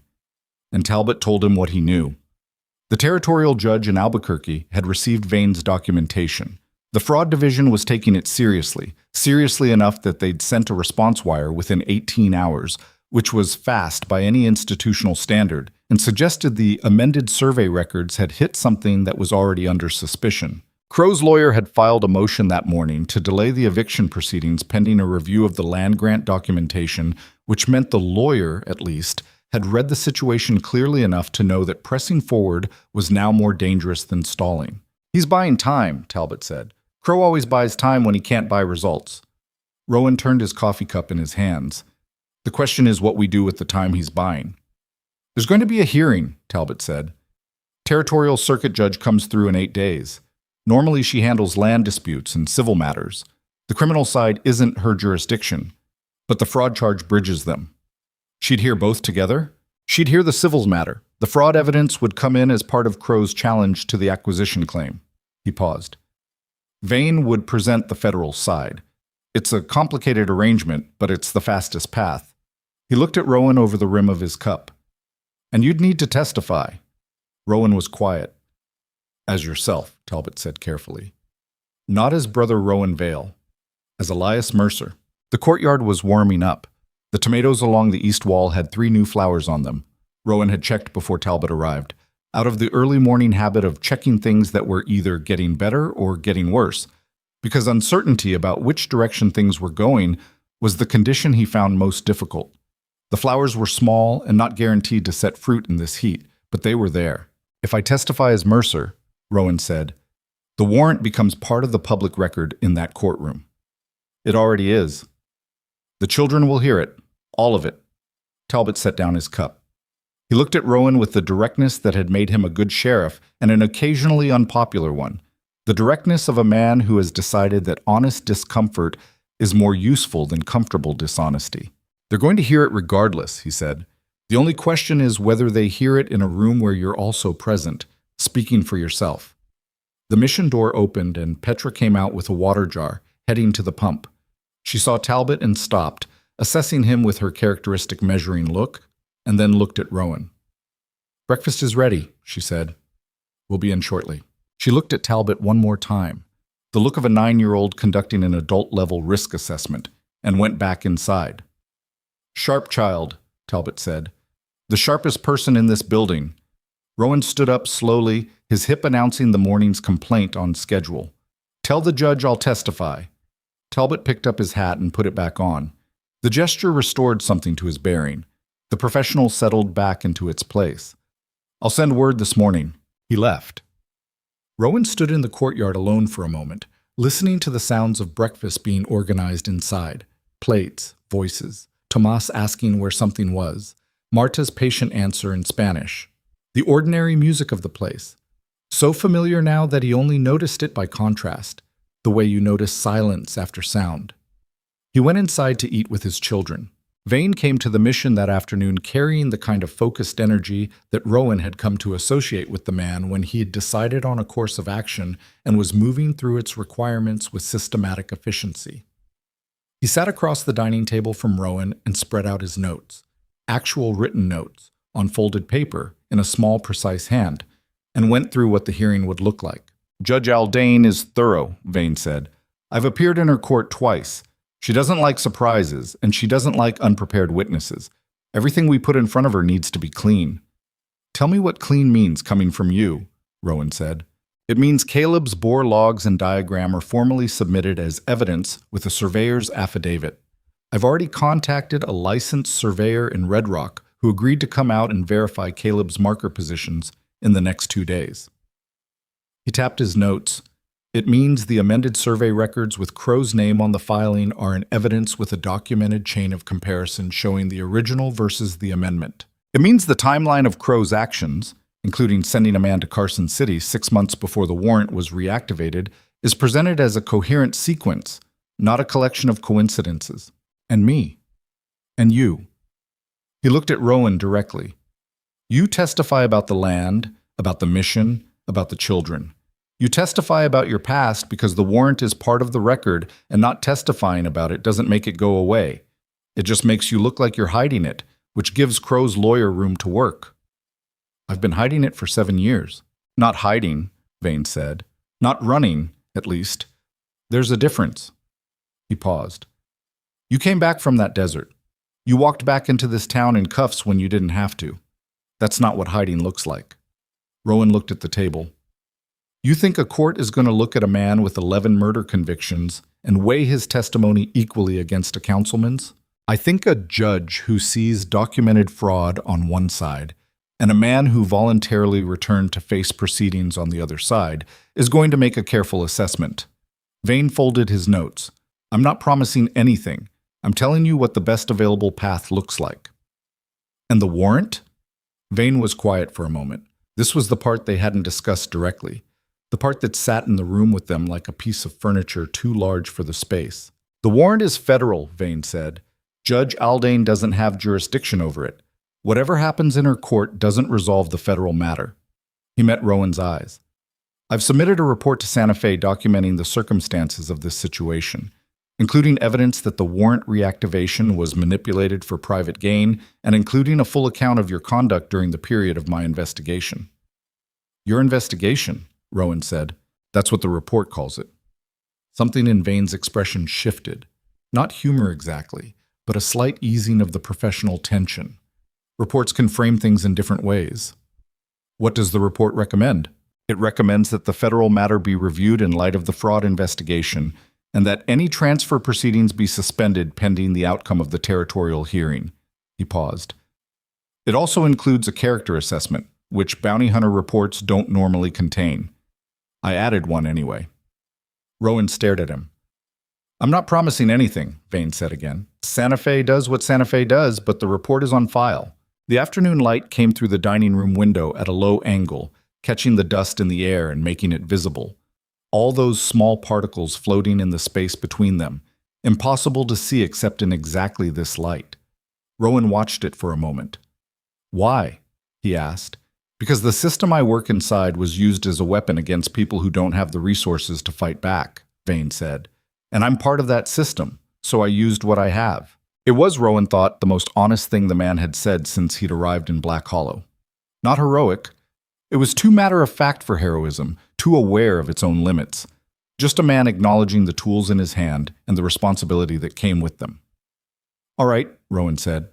Tell me what I need to do for the hearing. What followed were 3 days of a different kind of tension than the chase and capture tension of the previous week. This was the tension of preparation, of going through things you'd rather not go through, of saying out loud in a room what you'd carried silently for decades, of being asked specific questions and giving specific answers, and sitting with the discomfort of accuracy. Vane prepared him the way a lawyer prepares a witness, which was apparently something bounty hunters learned when their cases went to court often enough. He asked questions Crow's lawyer would ask. He asked them hard. In the winter of 1871, in Ash Canyon, you shot and killed a man named Robert Calloway. Is that correct? Yes. What were the circumstances? He owed money to men I was working for at the time. He tried to run. I stopped him. By shooting him? Yes. Was your life at risk? A pause. No. Was anyone's life at risk? A longer pause. No. Vane made a note. Crow's lawyer will use that. He'll frame it as premeditated killing for profit. It was premeditated killing for profit, Rowan said. I'm not going to say it was something else. Vane looked up from his notes. Most witnesses try to find ways to mitigate. I know. I'm not going to do that. Rowan's voice was flat, not with indifference, but with the particular flatness of someone who has gotten to the other side of self-deception and found the view clearer from there, if not more comfortable. The mitigation isn't in what I did. It's in what I've done since. Those are two different accounting books. I'm not going to mix them. Vane was quiet for a moment. Then he wrote something else in his notes and moved on to the next question. Caleb Mercer came to the mission on the second day, bringing the licensed surveyor from Red Rock, a precise woman named Dr. Hannah Foss, who wore her hair in a tight braid and spoke only when she had something specific to say, which Rowan appreciated deeply. She spent 6 hours at the Red Rock Rise with her equipment and Caleb's bore logs, verifying marker positions with the systematic thoroughness of someone who understood that her findings would be challenged and had already decided to make them unchallengeable. When she came back to the mission for water before her return ride, she sat at the courtyard table with her notes and told Rowan, "All 6 markers are within 3 feet of Mr. Mercer's recorded positions. The mission property sits entirely within the original grant boundaries. Crow's survey has the eastern boundary misplaced by approximately 40 yards, which is not a surveying error. Surveying errors don't go consistently in one direction." "Would you testify to that?" Rowan asked. "That's why I'm here," she said, and finished her water and rode back to Red Rock. Crow, meanwhile, was not idle. He couldn't touch the legal proceedings directly anymore. His lawyer had pulled him back from that edge, understanding that direct interference would compound the fraud charge into something worse. But he had other levers. The acquisition filing was still technically active. 2 of the town council members who were in his financial orbit began making noise about public safety and the mission's proximity to a federal fugitive. Language careful enough to avoid direct accusation, but pointed enough that its target was unmistakable. And on the 5th day, he called in a debt from a man named Prussett, who ran a small claims operation on the edge of town. A debt called in the specific form of having Prussett file a competing claim on a parcel of the mission's eastern field under an obscure territorial provision that allowed for claim jumping under limited circumstances. It was the kind of move that said, "I still have pieces on this board, and I'm willing to keep playing." Rowan heard about the Prussett claim from Holt, who came to the mission that evening with the information and the barely contained anger of a man watching something unfair happen in front of him with insufficient speed. Rowan listened, thanked him, and went to find Vane. "He's trying to fragment the property," Vane said, looking at the new filing. "If he can't take the whole thing, he'll take pieces. Make it unworkable." "Can he?" "The Prussett claim is weak. It relies on a provision that hasn't been successfully invoked in this territory in 11 years. But it delays. That's its purpose." He set the filing down. Crow is a man who's losing and knows it, and is making losing as expensive as possible for the other side. "Can we do anything before the hearing?" "I can file a federal hold on all competing claims related to the property pending the fraud investigation. It's within my authority, and it would freeze everything, including the Prussett claim, for the duration." "Why haven't you done that already?" Vane looked at him with the expression of a man who has been waiting to be asked. "Because it uses federal authority in a way that's technically within my scope, but that Santa Fe is going to notice and ask about. It ties me more visibly to this situation." "And that concerns you?" "It concerns me in a professional sense. In a personal sense," he picked up his pen. "What's Prussett's filing number?" Rowan told him. Vane wrote the hold order in 20 minutes and had it on the wire to the Territorial Land Office before supper time. The night before the hearing was the longest of Rowan's recent memory, which was saying something given the competition. He sat in the courtyard long after the children were in bed. In the dark, that was only partially dark because of the moon and the stars that the desert sky produced in quantities that still, after 7 years, occasionally surprised him. He wasn't thinking in any organized way. He was doing the thing he did when organized thinking stopped being useful, letting the pieces move around without forcing them into arrangement, trusting that the important things would surface. What surfaced eventually was not a thought but an image. Petra's face when she'd asked him, "Are you going to be that kind again?" His answer, "Because I've spent 7 years learning to be this kind instead, and that takes up all the space." He'd meant it when he said it. He still meant it. But tomorrow he was going to walk into a room and be Elias Mercer again, out loud, in public, in front of every person in Black Hollow who wanted to watch. And whatever else Elias Mercer had been, the name carried 11 dead men with it, and those men were going to be in that room too, in the only way dead men can be present, as absence, as weight, as the specific gravity of things that cannot be undone. He didn't pray. He hadn't, in many years, felt the particular confidence required for prayer. The confidence that something was listening that could do something about it. But he sat in the dark, and he let himself feel the full weight of what was coming, which was different from praying, but was perhaps the closest he was going to get. Marta found him there at close to midnight. She came out of the mission door with a blanket over her shoulders against the desert night cold, which dropped fast and far once the sun was gone, and she sat in the chair across from him and wrapped the blanket tighter and looked at the sky for a while without saying anything. Marta had the gift of comfortable silence, which was rarer than people acknowledged and more valuable than most things Rowan could name. After a while, she said, "Petra asked me tonight if you were scared. What did you tell her?"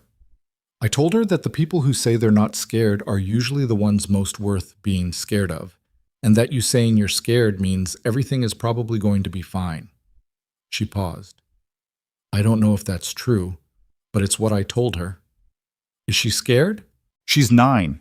She's terrified, and she won't show it because she thinks showing it means she believes things are going to go badly, and she refuses to believe that." Marta looked at him. "She's very much like you in some ways. I find it both reassuring and exhausting." Despite everything, something in Rowan's chest moved toward warmth.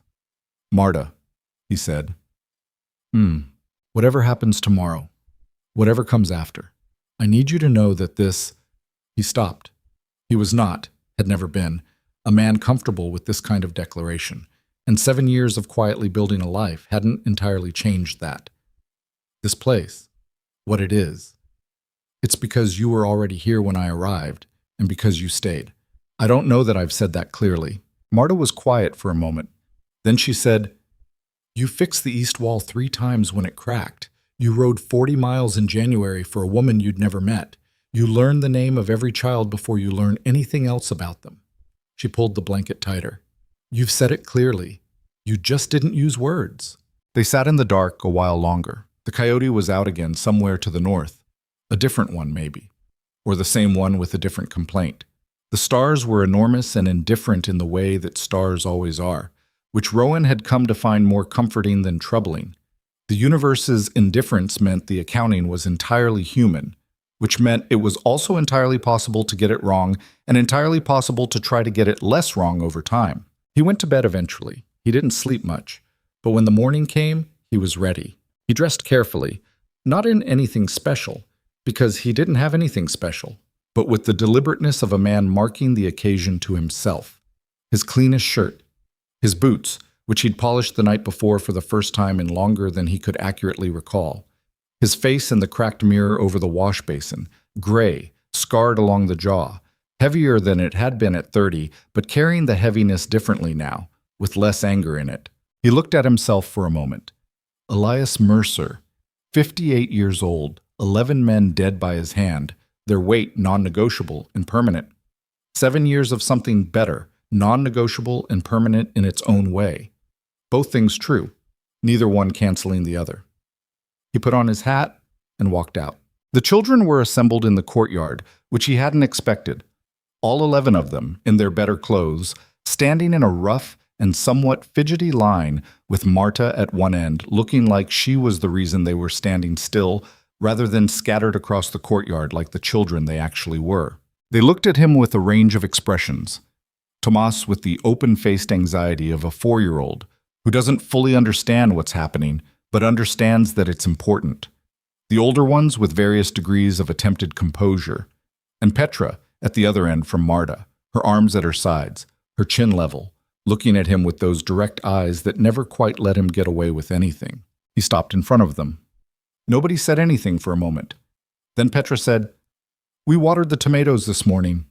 He looked at her. The sunlight was coming over the east wall at a low angle, catching the dust in the courtyard, making everything look briefly gold before the hard light of the day replaced it. "Good," he said. "All of them," she said. "Even the one on the south end you always worry about." "How's it doing?" "Better," she said. "It looks better." He nodded. He looked at all of them, the whole improbable collection of them, each one a separate story about how the world disposes of people it finds inconvenient, each one still here, alive and fidgeting and real. He turned and walked through the gate. Vane was waiting on the road outside, on his gray horse, which turned out to be an act of consideration that Rowan hadn't anticipated, riding in rather than walking, which made an entrance rather than an approach. Caleb was there too, on a brown horse that looked like it had better things to do. And Holt, who had apparently decided that his offer to help meant showing up on the day that help was most needed without waiting to be asked. Clara Birch was there, on foot, in her Sunday clothes. Fenwick from the livery. 3 other townspeople Rowan knew by face and deed, if not always by name. They weren't a crowd. They were barely a group, but they were there. Rowan looked at them. "Let's go," he said. They rode and walked together down the main street of Black Hollow toward the courthouse at the far end, where Judge Aldane's circuit was already in session, and Crow's lawyer was presumably already seated and already preparing the first of many objections. The street watched them pass. Rowan looked straight ahead. He did not perform anything. Not confidence, not contrition, not the particular kind of public dignity that people put on when they know they're being observed.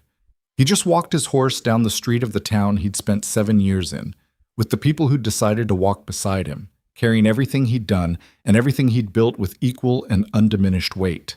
The courthouse door was open. He went in. Judge Aldane was a small woman who took up a great deal of space. She was somewhere in her mid-50s with silver-streaked hair pulled back without vanity and a pair of reading glasses she wore on a chain around her neck and deployed with the precision of someone who has learned that the moment you put on glasses in a courtroom, people pay closer attention to what you're looking at. She'd been riding the territorial circuit for 14 years and had the particular manner of someone who has heard every variety of human dishonesty and has stopped being surprised by any of them, which made her very difficult to perform for and very easy to be honest with, because the performance simply had no purchase. She looked at Rowan when he entered the courtroom the way she looked at everything, with a flat, assessing attention that carried neither warmth nor hostility, just the professional interest of someone whose job was to understand what was in front of her.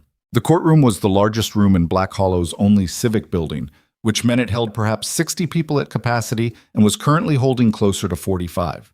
Most of the town, by Rowan's rough estimate, or most of the town that had decided to witness rather than avoid. He recognized faces as he made his way to the seat Vane indicated. Holt in the 3rd row, Clara Birch beside him, Fenwick near the back with his arms crossed in the posture of a man who has decided to be present without committing to an emotion about it. Garrett was there too, near the far wall, with the expression of someone who has come to be proven right and is waiting for the evidence to cooperate. Crow sat at the opposing table with his lawyer, a man named Halford, whose suit cost more than most people in this room made in a month. Crow was composed in the way that men are composed when they've decided that composure is the correct strategic posture, not relaxed, but controlled, every muscle working to communicate that he was not concerned, which was itself a form of concern. He looked at Rowan once when Rowan sat down. It was a brief look, calibrated to convey a minimum of information, but Rowan had spent enough of his life reading men in tense rooms to catch what was underneath it. Crow was not as confident as he was performing. The fraud evidence had landed somewhere it hurt. Judge Aldane called the room to order with a single knock of her gavel, not the repeated theatrical banging of judges performing authority, just one clean knock that said the same thing more efficiently. She reviewed the matter before the court with brisk precision. The competing claims on the mission property, the land grant boundaries, the acquisition filing and its legal basis, and the fraud allegations that had entered the record through the federal investigation. She did not editorialize. She laid it out the way a surveyor lays out measurements. Here is what we have. Here is where it sits. Here is what we need to determine. Halford went first, as the party pressing the acquisition claim. He was skilled. Rowan had to give him that. He built his argument with the careful architecture of someone who knows the foundation is compromised and is compensated by making the upper floors look very solid. He focused on the warrant. He said the name Elias Mercer with the particular emphasis of a lawyer who has decided that a name is itself an argument, that the weight of reputation does the work, so the evidence doesn't have to. He talked about public safety and the fitness of convicted criminals to hold property interests and the responsibility of the territorial court to uphold the law's basic premise that criminal acts have consequences. He said nothing about the amended survey. He said nothing about the Carson City trip. He said nothing about bore logs or land grant markers or the timeline of coincidences that Vane had documented with 8 months' worth of professional patience. Judge Aldane let him finish. Then she said without looking up from her notes, "Mr. Halford, the amended survey records and evidence. Walk me through your client's explanation." The composure at Crow's table shifted by a fraction. Halford walked through it. He used words like administrative error and clerical discrepancy and honest variance in measurement methodology. and he said all of them with a lawyer's professional fluency, and every person in the room with functional intelligence could hear the difference between an explanation and a covering story, even if they couldn't have articulated precisely where the line was. Judge Aldane listened. She made notes. She asked 3 specific questions about the chain of custody of the original survey documents, the dates of the amendments, and who had filed them. Halford answered all 3, and each answer was technically accurate and collectively incomplete in a way that the judge's expression suggested she was well aware of. Then Vane presented the federal evidence. He was not a lawyer and he didn't pretend to be one, which turned out to be an advantage. He presented the documents in sequence: original survey, amended survey, timeline of amendments, Carson City correspondence, reactivation of the federal warrant, with the flat chronological clarity of a man describing what he observed rather than arguing what it meant. He let the sequence speak. He cited the bore log positions and Dr. Foss's verification. He entered Caleb's affidavit. He submitted his own report, the one he'd sent to Santa Fe, including the section he'd called a character assessment. Halford objected 7 times. Judge Aldane sustained 2 of them, both on minor procedural grounds, and overruled the other 5 with the efficiency of someone who has heard the same objection in different suits enough times to have a standard response ready. Then she looked at Rowan. "Mr. Mercer," she said, "you've indicated willingness to testify." "Yes, ma'am." "Come forward." He walked to the witness position, not a box exactly, just a chair set before the judge's bench, angled slightly toward the room. He sat down. The chair was hard, and the angle gave him a clear view of the whole courtroom. Every face, the light coming through the single east window, the dust moving in that light, the 45 people who had come to watch whatever this was going to be. He didn't look at any of them in particular. He looked at Judge Aldane. She asked him about the mission first, its history, how long he'd been there, the children, the conditions, the legal situation regarding the land grant. He answered clearly and specifically, the way Vane had prepared him. She asked him about Crow's acquisition attempts, about the approach from Crow's lawyer, about the events at Caleb's camp. Then she took off her reading glasses, let them hang on their chain, and looked at him directly. "The federal warrant," she said, 11 counts. "Yes?" "You don't contest them." "No." "Explain to this court, in your own words, and without elaboration beyond what's necessary, what you were and what you became, and the distance between those 2 things." It was not a standard judicial request. Halford started to rise, and Judge Aldane said, without looking at him, "Sit down, Mr. Halford. I'm establishing character for purposes of weighing testimony. You'll have your opportunity." Halford sat. Rowan looked at the judge. He thought about Vane's preparation sessions. The questions asked hard, the instruction to answer accurately rather than favorably. He thought about what Marta had said. "You've said it clearly. You just didn't use words. I was a man who hired his violence out to people with money," he said, "from my mid-20s to my late 30s. I was good at it, which is not something I say with any pride. Being good at a bad thing is still a bad thing. I killed 11 men. 2 of them probably didn't deserve to die for what they'd done. The others were not innocent men, but that doesn't make killing them justice. It makes it killing." He stopped, steadied himself. "In the winter of 1875, I came through this territory passing through. There was a child. I stayed to help, and I didn't leave. 7 years later, I'm sitting here. I can't undo what I did before. I'm not trying to argue that what I've done since wipes it out. I'm telling you it's both true, the 11 men and the 7 years, and that the both of it is what's actually in this room." The courtroom was very quiet. Judge Aldane looked at him for a long moment. Then she put her glasses back on and made a note and said, "Thank you, Mr. Halford." Halford cross-examined for 40 minutes. He was thorough and he was not gentle, and there were moments that were hard. The specific questions about specific men, the circumstances laid out in plain language that made them as ugly as they were. Rowan answered every question without deflection. When Halford tried to frame the mission as a hiding place and Rowan as a fugitive using children as cover, Rowan said, "If I was hiding, I was doing it where I could be found by anyone who knocked on the gate. Mr. Vane found me in 4 days." Halford moved on. When it was over and Rowan returned to his seat, the room had the feeling of a space that has been changed by something that passed through it. and hasn't quite settled back into its original shape. Judge Aldane deliberated for 2 hours. She did it in the small office behind the courtroom, and the 45 people in the room did what people do when waiting for something they can't influence. They talked in low voices, moved around, went outside for air, and came back, and generated the particular energy of a community processing something complicated together. Rowan sat still. He didn't talk to Vane or Caleb or anyone. He sat with his hands on his knees and looked at the wall and felt the weight of the 2 hours pass through him, the way weather passes. Something to endure, not to solve. Petra was in his mind. He didn't try to push her out. When Judge Aldane returned and settled herself behind the bench and put on her glasses and picked up her papers, the room went silent with a completeness that 45 people rarely achieve. She found first that Crow's acquisition claim was unsupported by accurate survey documentation and that the amendments to the territorial survey records constituted deliberate misrepresentation. She found that the original Spanish land grant boundaries, as verified by independent survey, placed the mission property outside the scope of any claim Crow could legally assert. She voided the acquisition filing and the Prusset competing claims simultaneously. She referred the fraud matter to the territorial prosecutor with a recommendation for criminal proceedings. She found, on the question of property rights, that the mission's legal standing was not invalidated by the occupant's criminal history, where the property itself had been established and maintained in good faith over 7 years, and where the primary beneficiaries of the property's continued operation were minors with no other legal advocate. She was careful and specific about the legal reasoning, which was complicated enough that Rowan only followed about half of it, but the outcome was clear. The mission stayed.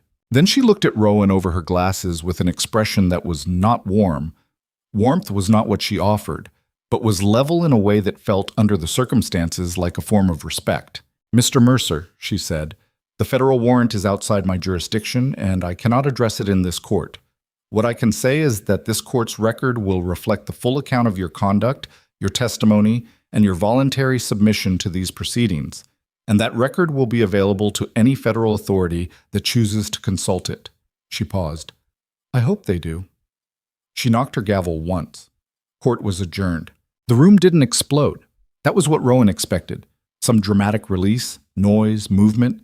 What he got was a moment of collective stillness, like the instant after a very loud sound when the air hasn't finished moving yet, and then a gradual, ragged return to noise and motion that felt more honest than an explosion would have.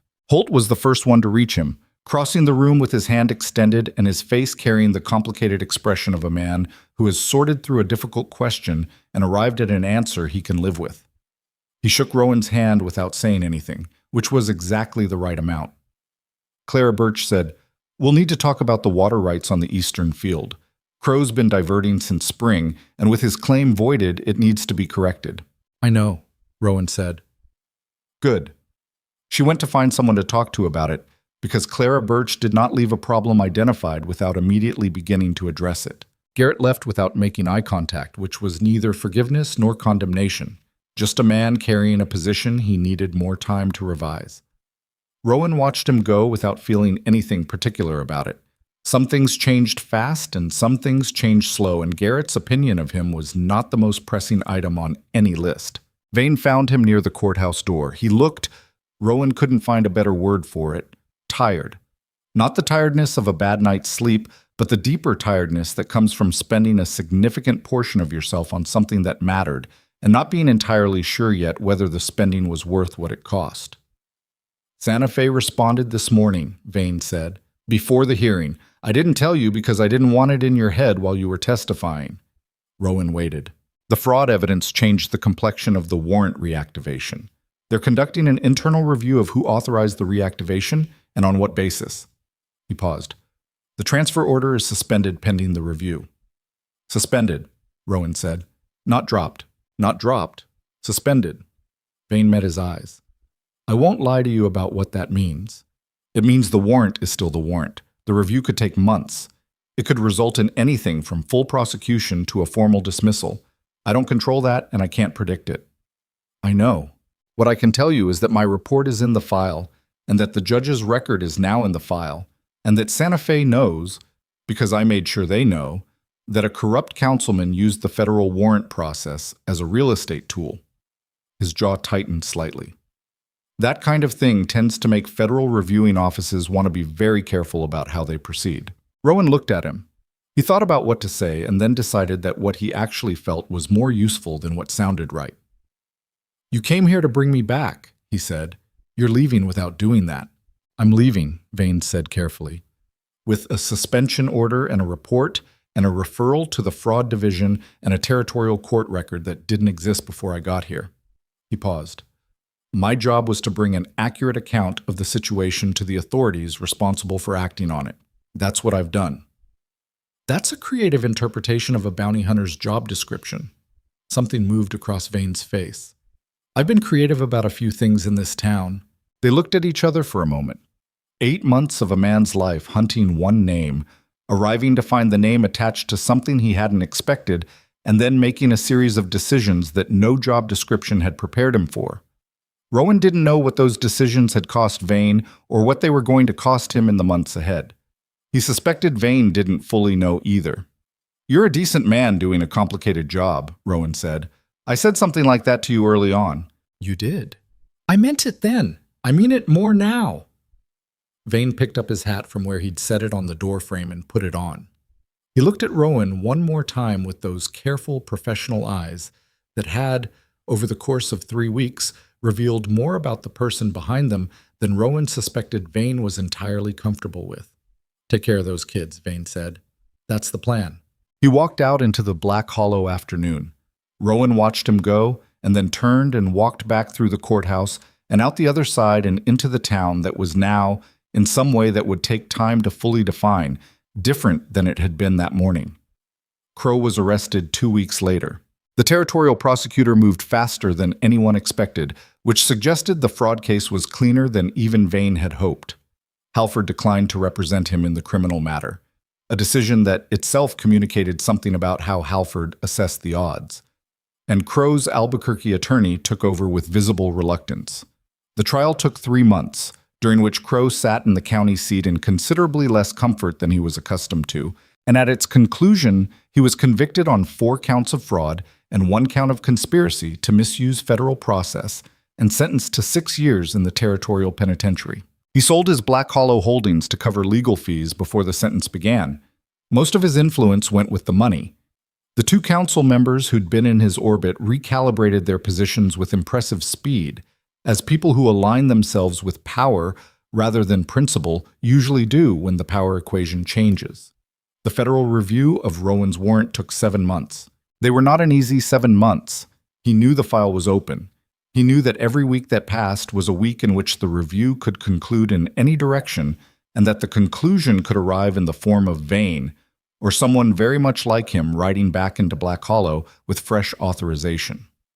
He lived with that knowledge the way he lived with his hip, as a permanent condition that occasionally got worse, that he'd stopped expecting to fully resolve, that he managed because management was what was available. He kept working. The garden's South tomato plant, the one Petra had told him looked better, produced 17 tomatoes that summer, which was a personal record for that particular plant, and which Rowan received with a satisfaction disproportionate to the agricultural achievement, but entirely appropriate to what it represented. He remortared the east wall properly, with Caleb's help, using a technique Caleb had learned working rock faces that turned out to transfer surprisingly well to mission architecture. He took in 2 more children, a boy of 7 and a sister of 5, left by a father who'd gone to find work in the mines and hadn't come back, which was a common enough story that Rowan had stopped being surprised by it without stopping being angry about it. Talbot kept his badge. The review of his conduct, leaving his keys unattended, being conveniently occupied elsewhere, was perfunctory and inconclusive, as reviews of events witnessed by no one official tend to be. He and Rowan reached an understanding that was never spoken aloud and didn't need to be, the kind of understanding that forms between people who have been in a difficult situation together and emerged with mutual respect intact. Caleb Mercer stayed in the area, working his claims east of the Red Rock Rise. He came to the mission for supper most Sunday evenings, which became a fixture gradually and without any formal announcement, the way the best fixtures tend to establish themselves. He and Petra developed a running argument about the relative merits of geological survey methods versus biological observation as tools for understanding a landscape. Petra having developed strong opinions on the subject from her beetle research that lasted for years and never resolved and was, Rowan thought, the most productive ongoing argument he'd ever witnessed. The Federal Review concluded on a Tuesday in late November, 7 months after the hearing. The letter came through Talbot's office, addressed to Elias Mercer in care of the Black Hollow sheriff, which was itself a communication. The federal office knew where he was, had known throughout the review, and had made no move. Talbot brought it to the mission himself, on horseback, in the early morning before the day's work had started. Rowan took the letter and stood in the courtyard and looked at it for a moment before opening it, in the way of someone acknowledging that what's inside a thing and what's outside it are two different states, and there's value in the moment between them. He opened it. The language was formal and dense with legal phrasing, but the meaning, when he extracted it from the institutional verbiage, was this: the warrant reactivation had been found to have been improperly influenced by a party with a material interest in the proceedings, specifically Councilman Elias Crow, whose conviction for fraud and conspiracy had since become part of the federal record. The original warrant, which predated the manipulation, was not invalidated, but given the circumstances of the case, the documented conduct of the subject during the investigative period, the territorial court's findings, and the recommendation of the reviewing federal officer, the matter was being referred to prosecutorial discretion with a formal notation of mitigating factors. No active transfer order would be issued pending prosecutorial review, a review which, the letter indicated, could take up to 2 years. It was not freedom. He understood that clearly. The warrant existed. The 11 men were still 11 men. Prosecutorial discretion could, at any point, become prosecutorial action, but it was not a marshal at the gate either. It was not the end of the tomatoes or the rooms full of sleeping children or Marta's terrible, wonderful coffee in the early morning. It was time, which was not the same as resolution, but was, in the desert, the most valuable thing there was. Time let things grow that couldn't grow any other way. He folded the letter. Talbot was watching him from horseback. "Well?" Talbot asked. 2 more years at minimum," Rowan said. "And after that, I don't know." Talbot nodded slowly. "That's not nothing." "No," Rowan said. "It's not nothing." He put the letter in his pocket and went back inside to start the breakfast fire. What happened to Elias Mercer after that, after the hearing and the arrest and the letter, is the kind of story that doesn't have clean edges, because lives don't have clean edges. Only the stories we tell about them afterward do. He remained at the mission. He remained Rowan, mostly. That was the name the children used, the name that fit the person he'd spent 7 years becoming. And names given by children have a particular stickiness that official documents can't quite override. But he stopped hiding the other name. When people asked, he told them. When the topic came up, he didn't redirect it. He let both things be true simultaneously and in public, which turned out to be the hardest discipline he'd ever practiced. Harder than the desert, harder than the violence of his younger years, harder than the hearing, because it required him to stand still while people decided what they thought of him. And he'd spent his entire life ensuring he never had to stand still for that. Some people in Black Hollow never forgave him.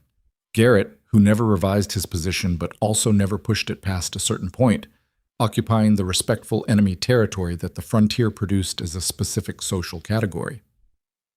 A woman named Voss, whose brother had been involved, peripherally, with men Rowan had worked for in Ash Canyon, and who looked through him rather than at him every time their paths crossed. 2 or 3 others who had simply decided that 11 was 11 and no amount of tomatoes or sick children changed the arithmetic. He didn't argue with any of them. The arithmetic wasn't wrong. But more people, not all, never all, found over time that they could hold both things in their minds at once. The 11 and the 7 years, and then the 8 years, and then the 9. The man he'd been, and the man who was in the garden at dawn every morning, or mending the east wall, or sitting up with a sick child. People's capacity for complexity is underestimated in Rowan's experience, not because they're incapable of it, but because the stories they tell each other tend to flatten things for convenience, and complexity requires energy and tolerance for discomfort that isn't always available. But when the complexity is sitting in front of you, living on your street, pulling water for children you've watched grow, the flattening becomes harder to maintain. The prosecutorial review dragged on past 2 years, which was not unusual. When it finally produced a resolution, a formal dismissal on grounds of mitigating circumstances, evidentiary complications related to Crow's interference, and the documented conduct of the subject during the period under review, Rowan was 61 years old and had 3 new children at the mission and a 4th tomato plant that was finally producing on a reliable schedule. Talbot told him about the dismissal in the same courtyard where Vane had first told him about the warrant. It was morning, early, the heat not yet vicious, and Talbot sat on the courtyard bench with his hat on his knee and read the official language and then looked up. Rowan said nothing for a while. "That's it?" he said finally. "That's it," Talbot said. "Legally. That's it. Legally." The qualifier sat in the air between them, accurate and important. The 11 men were still 11 men. No legal resolution changed that, just as no legal prosecution would have changed the 7 years or the 9 or the 11. The accounting was internal and permanent and had nothing to do with what a court decided. What changed was simpler and more practical. He could stop listening for hoofbeats in the night. He could stop running the calculation, the one about exits and distances and timing that lived in some back corner of his mind the way old training always lives, ready to activate, never quite quiet. He could stop being a man waiting for something to arrive and become, more completely, the man who was already here. He sat in the courtyard after Talbot left and felt that change moving through him, not like relief, which was too light a word for something this heavy, but like the particular sensation of putting down a weight you've been carrying so long you'd forgotten what your own hands felt like without it. They felt like his hands, rough and scarred, and shaking slightly in the mornings, and entirely his. Petra found him there, as she often did. She was 16 now, had been at the mission for 7 years, and had grown into someone formidable in the specific way that people become formidable when they've had access to both security and encouragement. Not fearless, because she had a precise understanding of what there was to fear, but undeterred, which is more useful than fearless in the long run. She was going to leave eventually. He knew that and was glad of it. Leaving was the evidence of success, the proof that what had been built here was a foundation rather than a ceiling. She sat beside him on the courtyard wall and looked at his face. "Good news or complicated news?" she asked. "Both at the same time," he said. She thought about that. "The dismissal." He looked at her. "Talbot told you?" "Talbot's wife told Marta. Marta told me." She shrugged unapologetically. "It's a small town." He shook his head. She waited because she'd learned patience from a man who'd learned it the hard way, and it had taken faster in her. "You asked me once," he said, "if I was going to be that kind again." "I was 9, she said. "I remember. You asked how I knew. You said it took up all the space." "It does," he said. "It still does." He looked at the courtyard, the garden, the old pump, the east wall that Caleb had helped mortar solid, the child's drawing still tacked inside by the door, replaced twice over the years, but always replaced with another one. "I don't think that's heroic, Petra. I want to be honest about that. I'm not a good man who did bad things. I'm a bad man who spent a long time doing better things, and the distinction matters." She looked at him with those direct eyes that had never let him get away with anything. "It matters to you," she said. "I know. You've been carrying that since before I could understand what you were carrying." She was quiet for a moment. "But here's the thing, Rowan. The 11 men you killed, they're real, and their deaths are real, and no one's pretending otherwise. But I'm also real. Tomas is real. Lupe is real. The 47 children who've come through this place since you stayed that first winter are real." She paused. "You don't get to decide that only one side of that ledger counts." He looked at her. "That's not me forgiving you," she said clearly. "I'm not in a position to forgive you for things that happen to other people. That's not how it works." She met his eyes. "But I'm also not going to pretend that what I see when I look at you is just what's on a warrant. I'm 17 years old and I know what an honest accounting looks like. Both columns matter. That's not sentiment, that's arithmetic."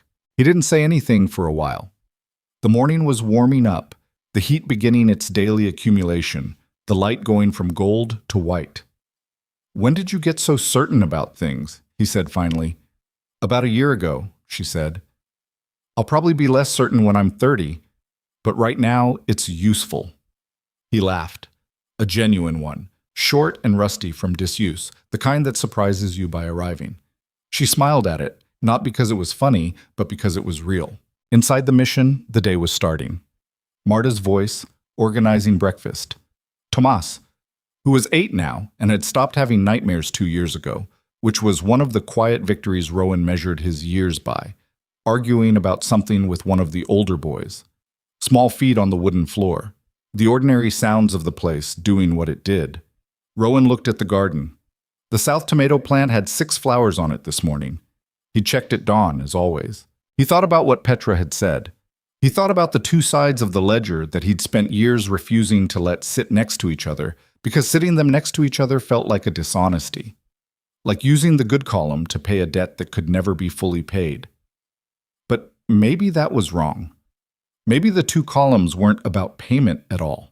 Maybe they were just the full record of a single human life, incomplete and contradictory and not subject to simplification, the way all honest records are. He didn't know. He'd probably never know, with the certainty that knowledge requires. But he was 61 years old and still here, and there were children inside who needed breakfast, and the tomatoes needed water before the heat took the moisture, and his hip was going to complain about the kneeling either way. He stood up from the courtyard wall. "Come on," he said to Petra. "You're on water duty this morning." She sighed in the theatrical way of a 17-year-old being asked to do something practical when a meaningful conversation was available. But she got up. They went to the garden together. The old man with the scarred jaw and the shaking hands, and the weight of 11 dead men carried permanent and non-negotiable, and the girl who had frozen on a doorstep and was now going to change the world in ways neither of them could predict. And they watered the tomatoes in the early morning, before the heat arrived, the way they had been doing and would continue to do for as long as the season allowed. The south plant was doing better. It had taken years, and the conditions were never ideal, and it would never be a perfect plant. The desert didn't produce perfect anything, only things that had learned to persist under difficult circumstances and had found, in that persistence, a form of life that nothing easier could have taught them. But it was alive and growing. And for now, in the particular quality of a morning in the desert, when the light is still honest and the heat hasn't yet arrived to flatten everything into sameness, that was enough. Not everything, and not forever, but enough, which is the most any life, honestly examined, can claim.